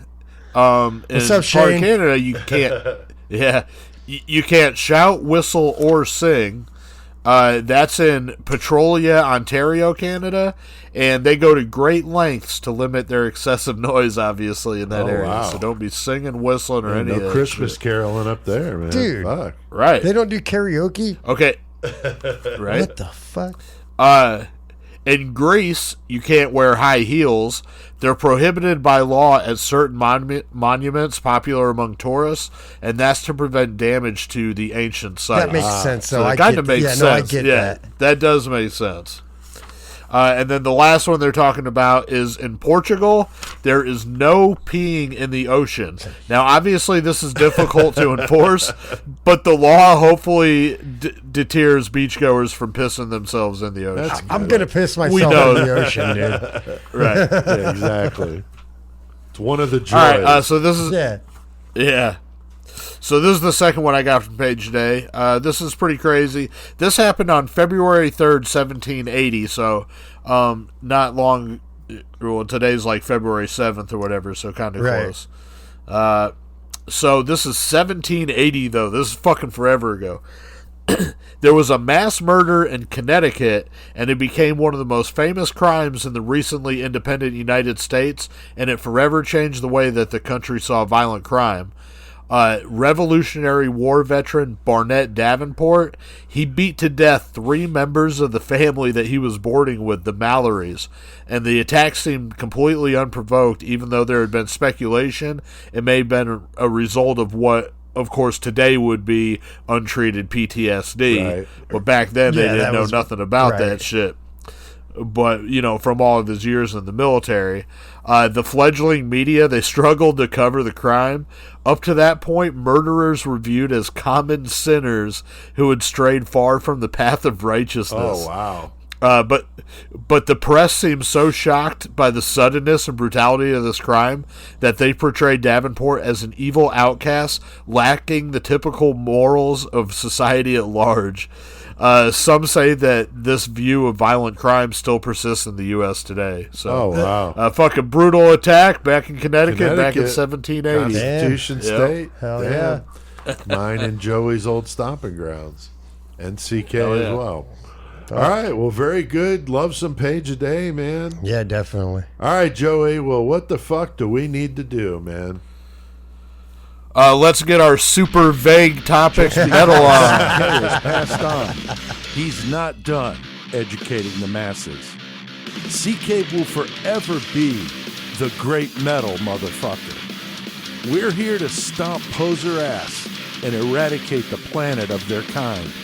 CK has passed the torch to us, and we will forge the fuck on.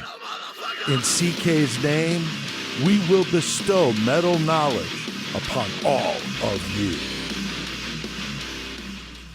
All right. The great metal motherfucker, always. CK. Hard to believe it's been over a year that he's been gone, but definitely not forgotten here. Definitely not. And with him gone, we take turns every week. We pass the horns around, and I pass them to you this week, Chris, because you the got horns them. right here. Boom. 3 goat horns.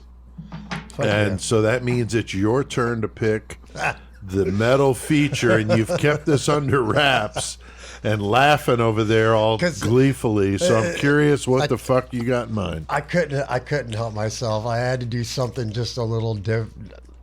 Okay, way different. But and it's gonna be very short because I didn't put a whole lot of it because I could have probably done a whole lot. Well, I mean, I could have done a whole lot, but I'm going to keep it short just because it was something funny that I wanted to do. Okay. So tonight I'm doing metal. Metal comes from the Greek fucking metallion. Metal is a material when freshly prepared, polished, or fractured, shows a lustrous appearance and conducts with heat and electricity very, very well. And is usually ductile and malleable. So like ductile, you can like form it into wire or whatever. You can stretch it out, whatever. Malleable, you just beat it with a hammer, just like smash the shit out of it and form it into other things. So metal, that's metal right there. And in physics, metal is generally regarded as a substance that can conduct electricity at absolute zero temperature. Like, it's fucking cold as shit, but still conducts electricity all day. Okay. And so, and like I said, this is very, very short. I just wanted to be fucking stupid, dude. It's fucking hilarious to me. This is a very Tim thing. Tim would have done something stupid like this. No, it's cool. It's cool. It's clever. So like in astrofucking physics, metal has a more wide range of what they are. And basically, metal is any chemical element in a star that is heavier than helium. So helium is very light metal. I don't even like that shit. I don't like light metal. What's that? That plays on the radio. Yeah, fuck that. Poser metal. So like metals as a chemical element make up 20% of the Earth's crust. 25% of the Earth's crust. So we are just like surrounded by metal every day. Okay. Every day. Fuck yeah. And now when you die, you become the metal. Exactly. You become the metal. And now fucking heavy metals are defined as metals with a high density, anatomic weight, or anatomic numbers. So that's a heavy metal. If you got a high density, which if you listen to the music we listen to, it's dense as fuck, dude. It just fucking grinds all day. It just slams, it beats. It's heavy as fuck. Okay. And so like 70 out of the 92 natural elements on the periodical table are metal. So basically life is made out of metal. Okay. That's my metal segment. Life is made from metal. Science proves it. Okay, wow. Who says you need fucking Bill Nye the Science Guy? I couldn't, like I said, it's very short, but I just, like, a couple weeks ago, fucking driving back home, Jeff picked me up and I was talking to Jeff. I was like, I should just talk about metal as metal. He's like, that'd be funny. I was like, yeah, I'm going to do that. Hell yeah, that's fucking good stuff there. That definitely solves short, the mystery of what the hell you were going to do. That's funny. Hence the song I have you playing. There you go. Well, that makes more sense now. That makes more sense. All right. Well, my lost classic this week is an album a lot of us remember. I remember when it came out. Of course, I'm older than you guys, but a very influential album in the heavy scene, Possessed, Seven Churches. Shit, yeah. Came out in 1985. I remember the day it came out. It's fucking just like, holy shit. Like, I had never heard anything like that before. It was crazy. Fuck yeah, dude. It's brutal. Really brutal. Satanic, dude. Very satanic. So definitely an influential album for a lot of us that dig the heavy stuff. So, all right. Well, what have we all been listening to, Chris? I know you're a very eclectic kind of guy. I mean, since I was doing metal, I was smashing my wrenches at work together around every now and then, listen to them clank, listen to the different tones, fucking dropping hammers on the concrete, see what that sounds like. Yeah, but other than that, you know me. I listen to a lot of podcasts. I know you like podcasts or listening to them, so that's cool. Yeah, for sure. All right, very good. Joey, what about you, man? Busted out that Carcass Recaputrefaction. Nice. In the car, like fucking for the past few days, Michigan band Saprogenic, the fucking the wet sound of Flesh on Concrete. That fucking album's so killer. I'm pretty sure that me and Chris, we got to see their last show ever up at Chicago for Miguel's birthday. Like back you in and the Michael. Day. Yeah, me, you, and Michael. Yeah. I'm pretty sure that was Saprogenic's last fucking show. But also, I was listening to my boys in Sanguisugabog, those dudes are just blowing up all over the place, man. I've been Fucking seeing crazy. that Man. too. Yeah, and Fucking Jesse be trolling.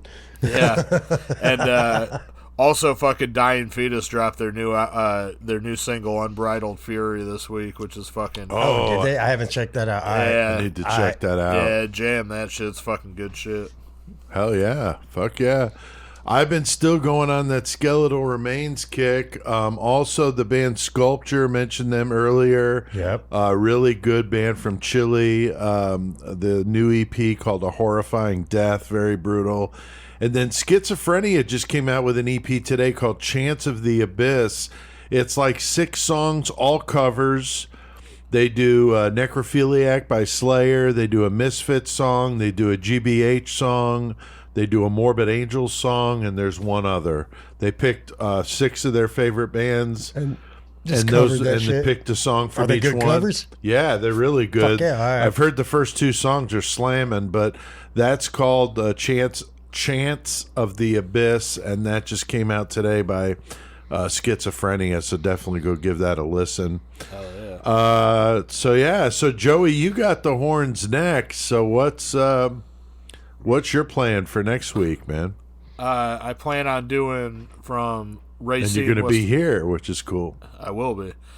From Racine, Wisconsin, I'm going to do Putrid Pile.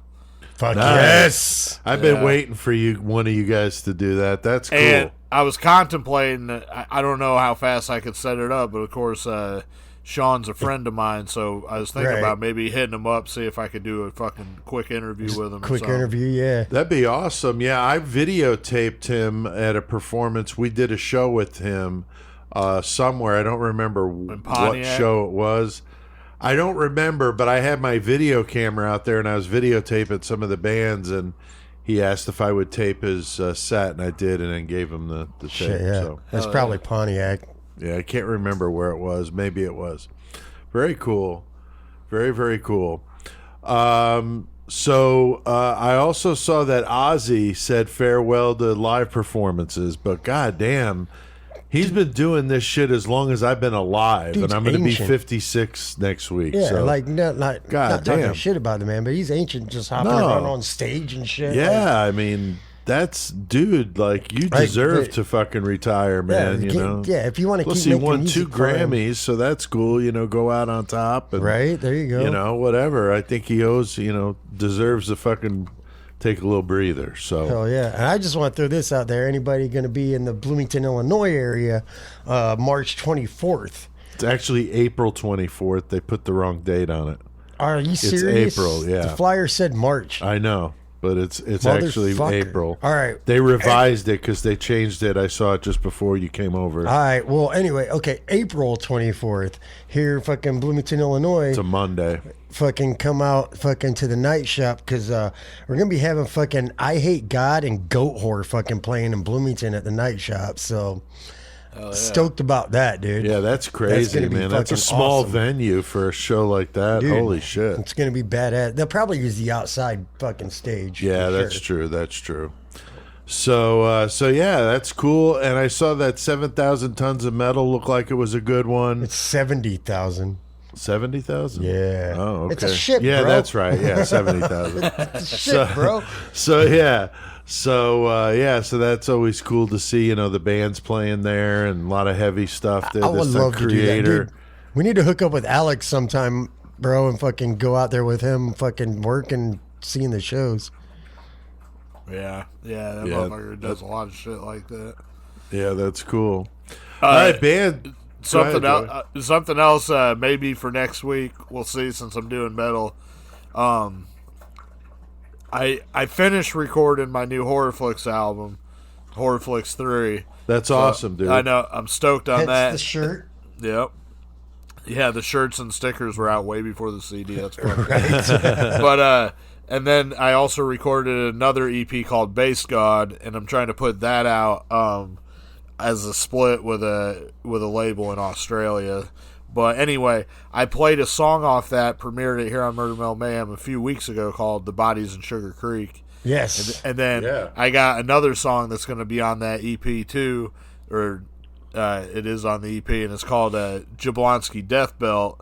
And Yeah. I'll probably Yeah. try to play that for bumper music on Murder Metal Mayhem, because that's the whole reason yeah. I even wrote it. Because Pete asked me the question the same as he did tonight. Do you know of any metal bands that did a song about this dude? And I'm like, no. Right. And I'm like, well, fuck it. So I might as well do one. So at least then I Yeah. can say Yes, yes sir. next time. But Yeah, there you go. No, that's great, man. fucking- That's cool that you hell did yeah. that. And of course, yeah, I would love to use that for some good bumper music always. hell yeah. Bands, if you're in a band and want us to check you out, you can contact us at pete@murdermetalmayhem.com. There's no guarantee we're going to play it or review it or whatever, but we'll give it a listen. If we like it, we'll do something with it.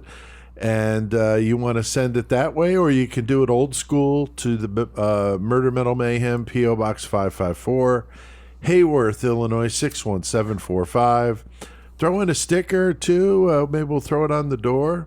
And, some Door's got Pop-Tarts. plenty of bare spots. Yeah, the door's got some bare spots on it now. We went from the table to the door because the table's pretty full.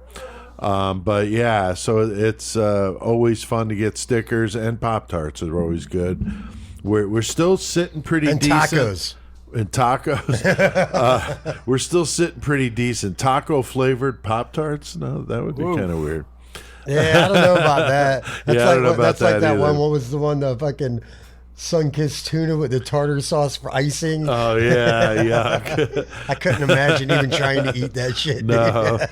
All right, that's 666 Club. That's how you could support the show, our Patreon. So thanks to all you that are Patreon supporters. $3 a month is all it is. You can go to patreon.com/Murder Metal Mayhem. You get the shows a day early. You get Yeah, Patreon deals on the episodes, merch. fucking merch. you get just you're in the cool club. You're in the 666 Club. So it's a good thing. All right, well, we have done plenty of metal tonight. So, Chris, what the fuck are we going to do? Let's get our mayhem on, motherfuckers. Metal.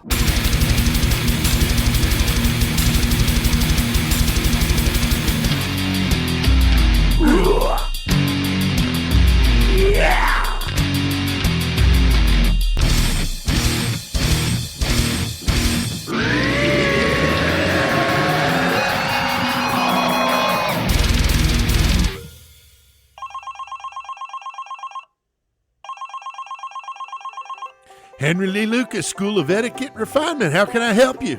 Well, hello, sir. I was looking to sign up my daughter for your young ladies program. Oh, we love them, young. Here.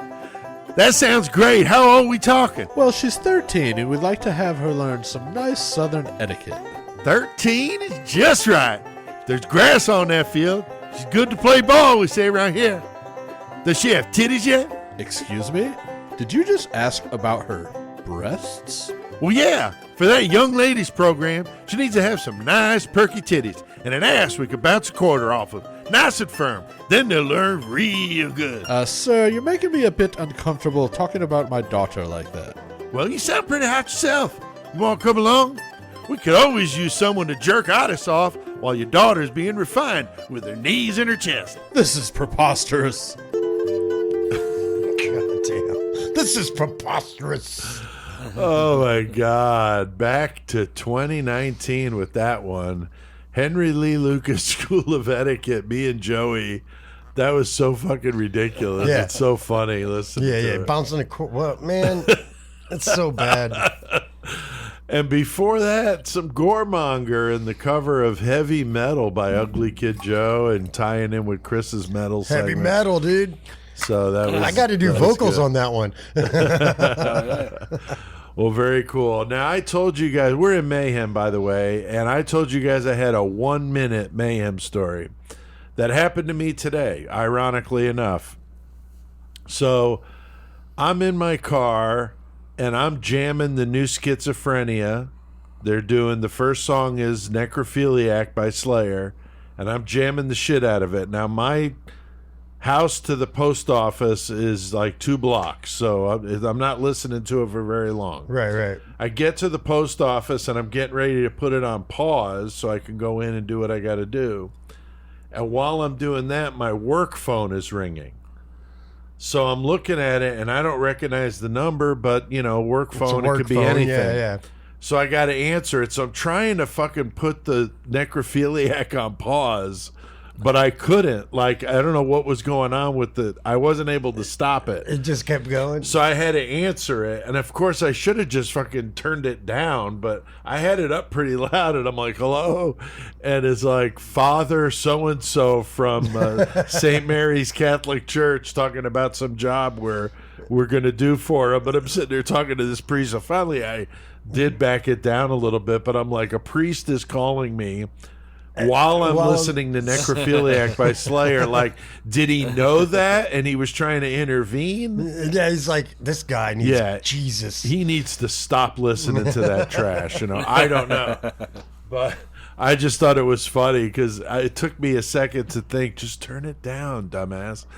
But so the priest got trying to hear pause it on your phone when you can reach at the car stereo and actually turn it. Yeah, I just down. wasn't thinking about it. So the priest got a little necrophiliac Fuck today. yeah, dude. All right, well, we're in Mayhem, and that's when we do our great killer cage match, and that's where we take a list of 75 objects, 75 killers. We put them in a cage. Our listeners pick the numbers at random. So, Chris, we want to say thanks to... Yes, once again, from the Facebook group, we have the homie Justin Morris, we got the homie Big Mike Collier, and we got fucking old homie Gino Kitchens. Hell yeah. What the fuck is up, guys? Thank you so much. Very cool. And we got a good one tonight in the cage, Joey. It's going to be quite the bout. Yeah, we got Lil Wayne Gacy. We got John Wayne Gacy going up against fucking Catherine Knight. Oh, my Chicago God. versus Australia. Oh, boy. Catherine Knight is no joke, man. Don't let the female part of that fool you, because holy shit, she's brutal. And, Chris, we got a couple of objects for him to fight with. Do. They're kind of the same almost-ish. They got a fucking ice pick and a flathead screwdriver with them. So, I mean, yeah, the ice pick's got more of a sharp tip, but motherfucking screwdriver's like, I don't know, man. It's bad. It's not going to be good. No, it can be pretty brutal, especially with these two hosses, man. And then, Joey, what about the variable? This is disgusting. Bring it back to the 419 ho. We got Sugar Babe flicking her toenail clippings at everything. Oh my God. And the song is The Sound of Silence by Disturbed. So cover songs. Oh God. So that is quite the sight to take in. We got Gacy going up against the fucking skinning her boyfriend Catherine Knight from Australia. They got an ice pick and a flathead screwdriver. And Sugar Babe is flicking toenails at him, and The Sound of Silence from the fucking pieces of shit and Disturbed is cranked on the speakers. Chris, where do you even begin with this, man? Oh man, this is kind of painful. I don't know what to do. All right. So Sugar Babe's over there. She got her fucking toenail clippings just flicking everywhere. But she can't move. She got to have motherfuckers do it for her. So who's doing it for her? Is that Punky? Is Punky out there clipping her toenails throwing them? I don't know. Because she can't do it herself. She's got to have somebody else fucking do it. So yeah, I don't fucking know. Punky's out there. He's like, 419, G, what? And he's fucking flicking fingernails. He looks over at Gacy and he looks at fucking Catherine Knight. He's like, oh, I'm going to turn this trick out. So he's flicking fingernails at fucking Catherine Knight's eyeballs, stabs her in her eye. He fucking runs over there. He grabs that motherfucking flathead screwdriver. He shoves it right in fucking Gacy's eyeball. He's like, yeah, you ain't raping me, bitch. I'm a homie. What? And fucking stabs the shit out of Gacy with the flathead. Well, now, Catherine Knight, she's got that screwdriver in her eye and fucking says, fuck that. Says fuck that. She pulls it out, doesn't give a fuck. She's psycho. So she just goes over there and she starts fucking stabbing the shit out of Sugar Babe with it because like, fuck that bitch throwing your nasty ass dirty toenails at me. I don't even like that. Fuck you. I will murder you. I got a whole fucking wall full of knives. Fucking so Sugar Babe's dead. Now all that's left is fucking Punky and Catherine Knight. Catherine Knight's like, I don't even like the 419. I'm from Australia. You know what? Everything in country I live fucking kills people, and I'm still alive. I will fucking skin you. So she fucking ends up with that ice pick, stabs him with the fucking ice pick and the motherfucking flathead, and sharpens that ice pick nice and sharp, and just skins him nice and clean with the ice pick. I'm giving it to fucking Catherine Knight. Oh boy, Joey, what do you think about that? He brought Punky into this. I did bring Punky into it. Oh man, I didn't expect that. But Joey, what's your take on the cage match? I think whenever fucking Is bell the rings, Disturbed song bothering anybody, you think? Like, is anybody... Like, Gacy's from Chicago. Is he going to think, like, it's his song? might Maybe. be. I mean, he Maybe might he get all wanted into... to walk out to that fucking bushwhacker style. But I think whenever the fucking bell rings, first off, John Wayne Gacy, I mean, he ain't going to put up with it. He's just going to fucking start waylaying on Catherine Knight because he's like, this is a goddamn fucking match and I'm fucking needing to win this shit. Right. And he knows not to underestimate her, so he's just fucking punching on her and shit. But the fucking problem is fucking Catherine Knight, she is just fucking a bad bitch. She's been beat on her whole life. She don't fucking care about that shit. That shit ain't bothering her. Right. Plus Gacy's kind of a little bit of a pansy to her, so fucking she's about to fucking unleash the retaliation. And what she does she starts fucking choking him out from behind. She grabs that gross ass fucking nasty wife beater that he's wearing, fucking rips it off of him. She fucking strangles it around his neck using that fucking the ice pick and makes a garret like Gacy would do for himself. Exactly. And she's like, oh yeah, motherfucker, you want to see a fucking even better trick, you fucking clown ass piece of shit? And she fucking flips Gacy over onto his back, puts all her fat ass onto him so he can't move.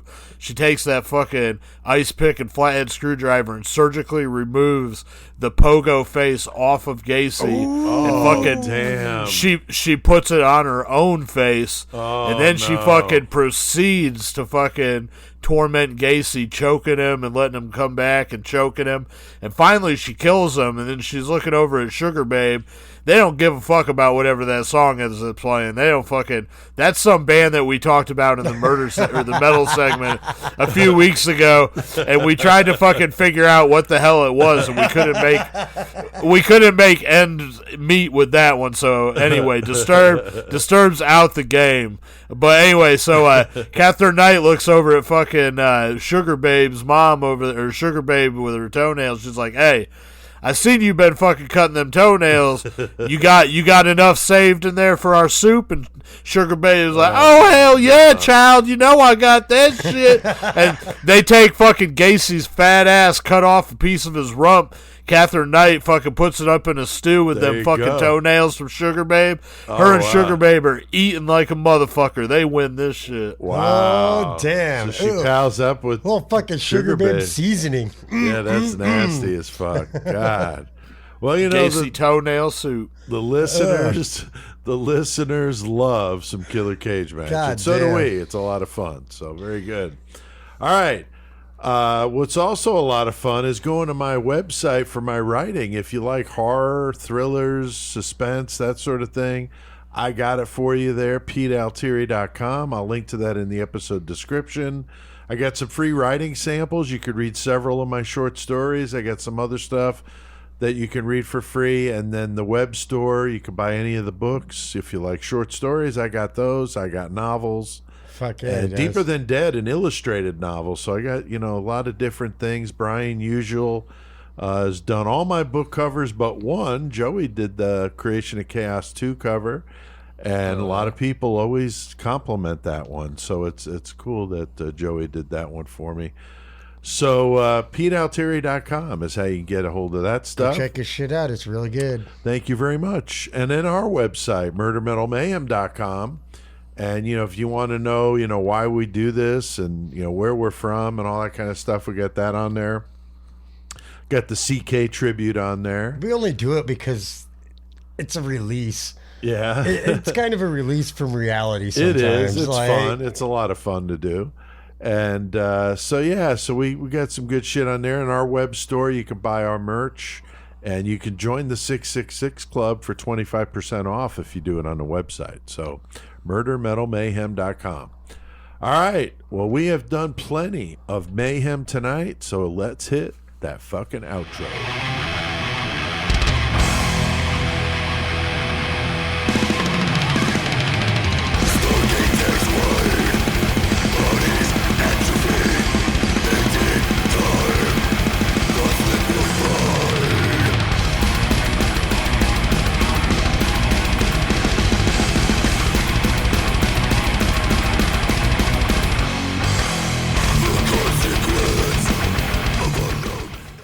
Fuck yeah, man. Laceration from Northern California. There's You a need a few different tourniquet? lacerations out there. What's that? You need a tourniquet?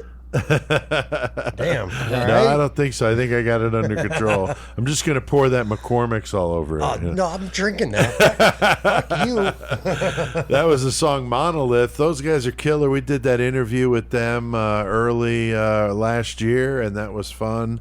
And that's on our YouTube channel. So, yeah, if you like death metal, Laceration's a great band. All right. Speaking of music, Joey, what bumper music did we spin tonight? Sculpture, Laceration, and Goremonger. Hell yeah. Pretty nasty lineup there. And the metal segment intro, Chris, by who? Always Chrysix, great metal motherfucker. What's up? You know it. And Murder Metal Mayhem intro by Low fucking 12. Thanks to all of you guys out there listening. We keep seeing appreciate those. Yeah, we really do. And we appreciate you checking it out and telling your friends about it. And I'm we've going to seen finish this McCormick's. this big uptick here. So we, whoever's out there listening, new listeners and old listeners, everybody, thank you. We appreciate it. All right, Chris, why don't you read that first comment while you're still upright there? I mean, I'm good for now. I mean, shit. I didn't even start drinking the whiskey until after the murders, the biggest segment. That's true. So, like, that's true. we're You good. refrained, yeah. But yeah, first one we got here. We got Harley Kills Her. It's Harley with Two E's. 2 E's. Yeah. I like it. Well, Says, don't ride on the goddamn motorcycle, then. It's going to kill you. Oh shit! Damn it! But wait, hold on. I get it. I'm fucking slow for a second. Fucking McCormick's, man.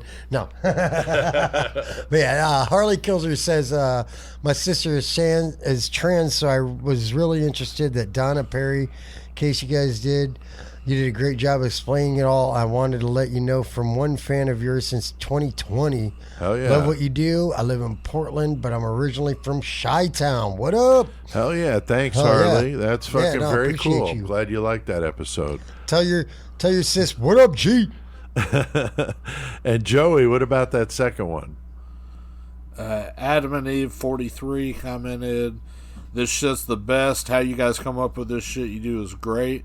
I've been a listener since you started, and if I miss a few episodes, I feel like I really missed out. I end up hearing them eventually. Thanks for so many laughs, a ton of good information. By the way, thanks for the tip, Pete, about the band Corrosive. Fucking awesome." Hell yeah. Fucking right, man. Oh yeah, Toronto fucking metal right there. Very cool. And the third one, Ernest Goes to Hell 666. Love that. Comments, Joey, I love your Goremonger stuff, and I always love the updates on your label. Hails from, just said it, Toronto. How about that? That's fucking great, Thank dude. you. That's really cool. Thank you, eh? Hey, that's really cool. And then Chris, what about that Hey. last one? Last one we got right here is Red Dog 4. Do they make Red Dog beer anymore? I don't know. Remember that shit? I don't know. We I used remember to that know shit. somebody. Speaking of Red Dog, I used to. I'm not going to say names, okay, Yeah. but somebody that knew somebody, a friend of a friend, knew this girl that looked like the dog on the cover. That's fucked up. And they used to call her the Red Dog or refer to her as the dog. And that's what they were fucked talking up. about. Yeah. Not a compliment. Not a compliment Not by at any all. means. So when I say, Basically, it's smush. It's yeah, it's smush, yeah. Oh my god, but if a dude. girl looked like that, that's Ugh. kind of rough. Yeah. So go ahead. But anyway, fucking Red Dog Red 4. Dog 4 says, I'm a corrections officer in a federal U.S. prison, and I really like the Supermax episode you guys did recently. Those prison episodes are great, especially with Tex on with you. The chemistry between you all is so great. I wish this podcast was well more known. And the information you put out is real and legit. Hell yeah. Thank you. That's a hell of a compliment That's coming from a fucking- corrections God officer. damn, hell yeah, dude. So we love doing those prison episodes. We try. Some try more than others, but we try. Yeah, we do try to make the information But yeah, correct. thank you for fucking checking us out. Like, Yeah, we that's love all awesome. y'all fans. Everybody out there listening, not just these complimenters. Everybody out there listening, we love y'all, dude. Like, Yeah, we we wouldn't appreciate do this. We wouldn't do this if we didn't have people actually listening and shit, dude. it. Right. And coming up on 5 years, man, April God damn 11th it. will be our 5-year anniversary. So we got a good episode picked for that one. We'll unveil that as we get closer. All right, pick up a copy of my latest book, Slab of Sickness, Terror on the Tracks. You can check the episode description for a link to get one. You get a free poster and bookmark with it, and I'll sign it. So PeteAlteria.com for that. MurderMetalMayhem.com for all our stuff. Web store with 2 different T-shirts, the stickers. We got our activity book. And so there's new some one cool coming shit. soon. Yeah, new I one have in the actually works. got a little bit started on my end of That's the writing awesome. part. I'm actually going to start looking at that this week myself as well. I have So, started on my writing part already. Honestly. awesome. Joey's got the yeoman's work with all the art, but we're starting the I'm process. waiting until I go over, whenever I take my trip back over that way after I come home, I'm going to start it. Awesome. And you can join the 666 Club from the website, so murdermetalmayhem.com. Joey, how about your distro? I know the new Goremonger's done. That's fucking exciting, but what else is going on? All kinds of shit. Just hit me up. I got t-shirts, the one Chris is wearing. If you see the video segment, it's fucking dope. But yeah, I finished the Horror Flicks 3, finished Space Gods. I should have some new albums coming out. Just Awesome. a lot of shit. The name of the game's been fucking... all the bands right now are announcing all their fucking 2023 tours and shit. Oh, yeah. And I didn't... I don't have tours lined up, but I did announce 2 big shows, and one of them was Florida Grindfest, Tampa Grindfest again. I played that a couple years ago. Yeah, they're And sponsoring us for a month for that Grindfest show, so we'll be playing some stuff starting next week, playing Hell some of yeah. that Tampa Grind stuff for yeah. you guys Stoked each on week. that. So, yeah. So I'm stoked on that. Michael's, I don't know how much Michael's talked to you, but he's like, dude, we need to go. I'm like, Yeah. yeah, I really He's want wanting to go down there. Yeah. Yeah, I am too, but I'm like, man, I'm poor. But yeah. And then the second fucking show that I fucking announced this year, that was my plan whenever I moved out here, was do like 2 shows a year that were substantial, like in a different state or something like No, that. the Texas show, And- dude. Yeah, and so I got the Florida show, but then in September I'm playing Texas, Gordon, the Heart of Texas too. That's awesome. And that's a ridiculous lineup, super sick. So Yeah. I'll talk more about that later on. As a But good- yeah, The lineup is fucking gross. yeah. Ugh. But so many bands, like I said, everybody. I saw somebody joking around. They're like, "Are you even in a band if you didn't announce a tour this week?" So go out and catch some live music if it comes around you, because there's a lot of bands touring and shit. There so are a go lot of support bands that shit. touring, that's for sure. I saw Dude. Jungle Rot postpone their Hell yeah. Australia tour because Oh, there's so damn. many bands touring right now. It's like everything's limited, everything's expensive. So he's like, There's so we don't many want to shows do going it. on right now. You know, it's so expensive to get a band to fucking Australia. So yeah, that's too bad. But you know, I get it. You know, from a business standpoint. So unfortunately, I mean, it is a business, and these guys got to be able to make some money. So that's why we're always saying support it, buy the merch. Yep. You know, I got this shirt from Skeletal Remains. I've been jamming it. I went on their Bandcamp and bought it. Like, that's what I try to do when I can. So you can support the show. You can go on Facebook. Our group is on there. We got a Twitter, a YouTube channel, We Patreon. don't use Twitter, though. Don't let him lie. We don't Well, we use have Twitter. it. We don't really use it, but we have it, and so you can also go to the episode description for links to all that stuff, You're better off on the Facebook group. or our website. YouTube. The website is the #1 spot to go. Yeah, Always the #1 spot to go. Just check out our website. yeah. All right. Well, we can't let him go without hearing a karaoke song, a little blast from the past. So crank this shit up, and until next time, keep one foot in the gutter. And until you get fucked up, keep killing and stilling.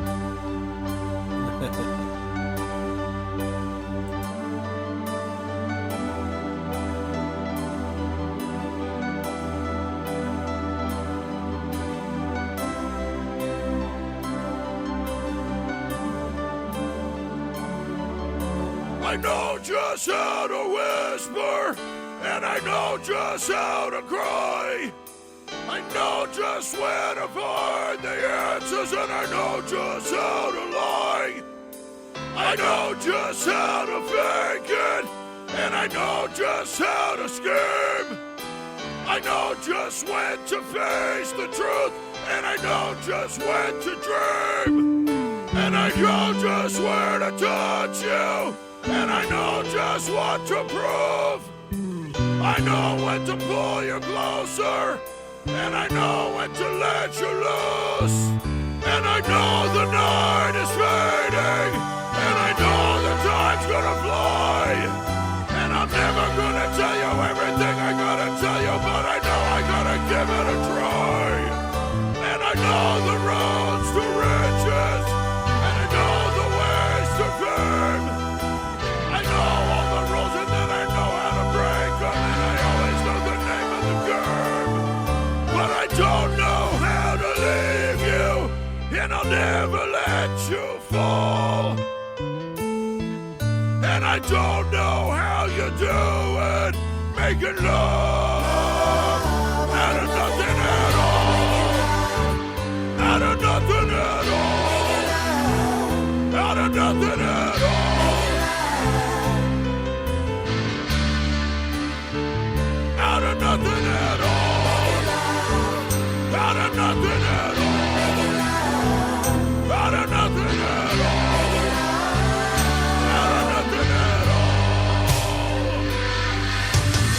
Every time I see you, all the rays of the sun are all streaming through the winds in your hair.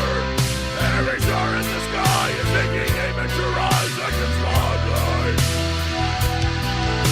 The beating of my heart is a drum and it's lost and it's looking for a rhythm like you.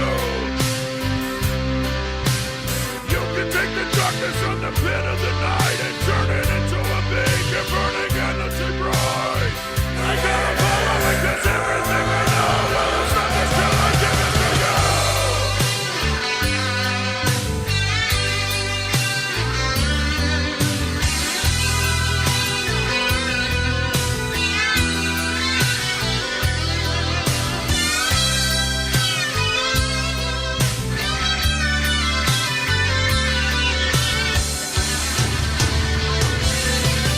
I could make the road a stumble, I could make the blind a blind, and I could make every tingle at the sound of the whistle. I could make the whole stadium rock.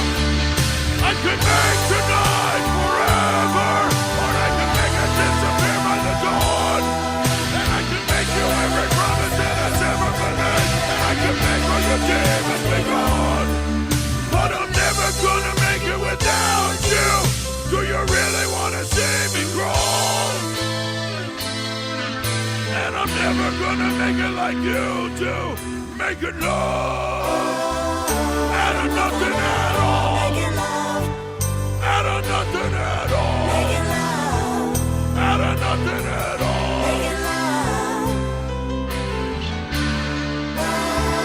out of nothing at all, out of nothing at all. Out of nothing at all.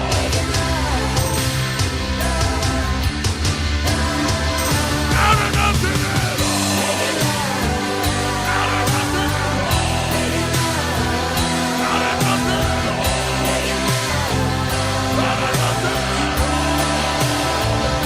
Out of nothing at all. Out of nothing at all. Out of nothing at all. Fuck yeah! Out of nothing at all. Out of nothing at all.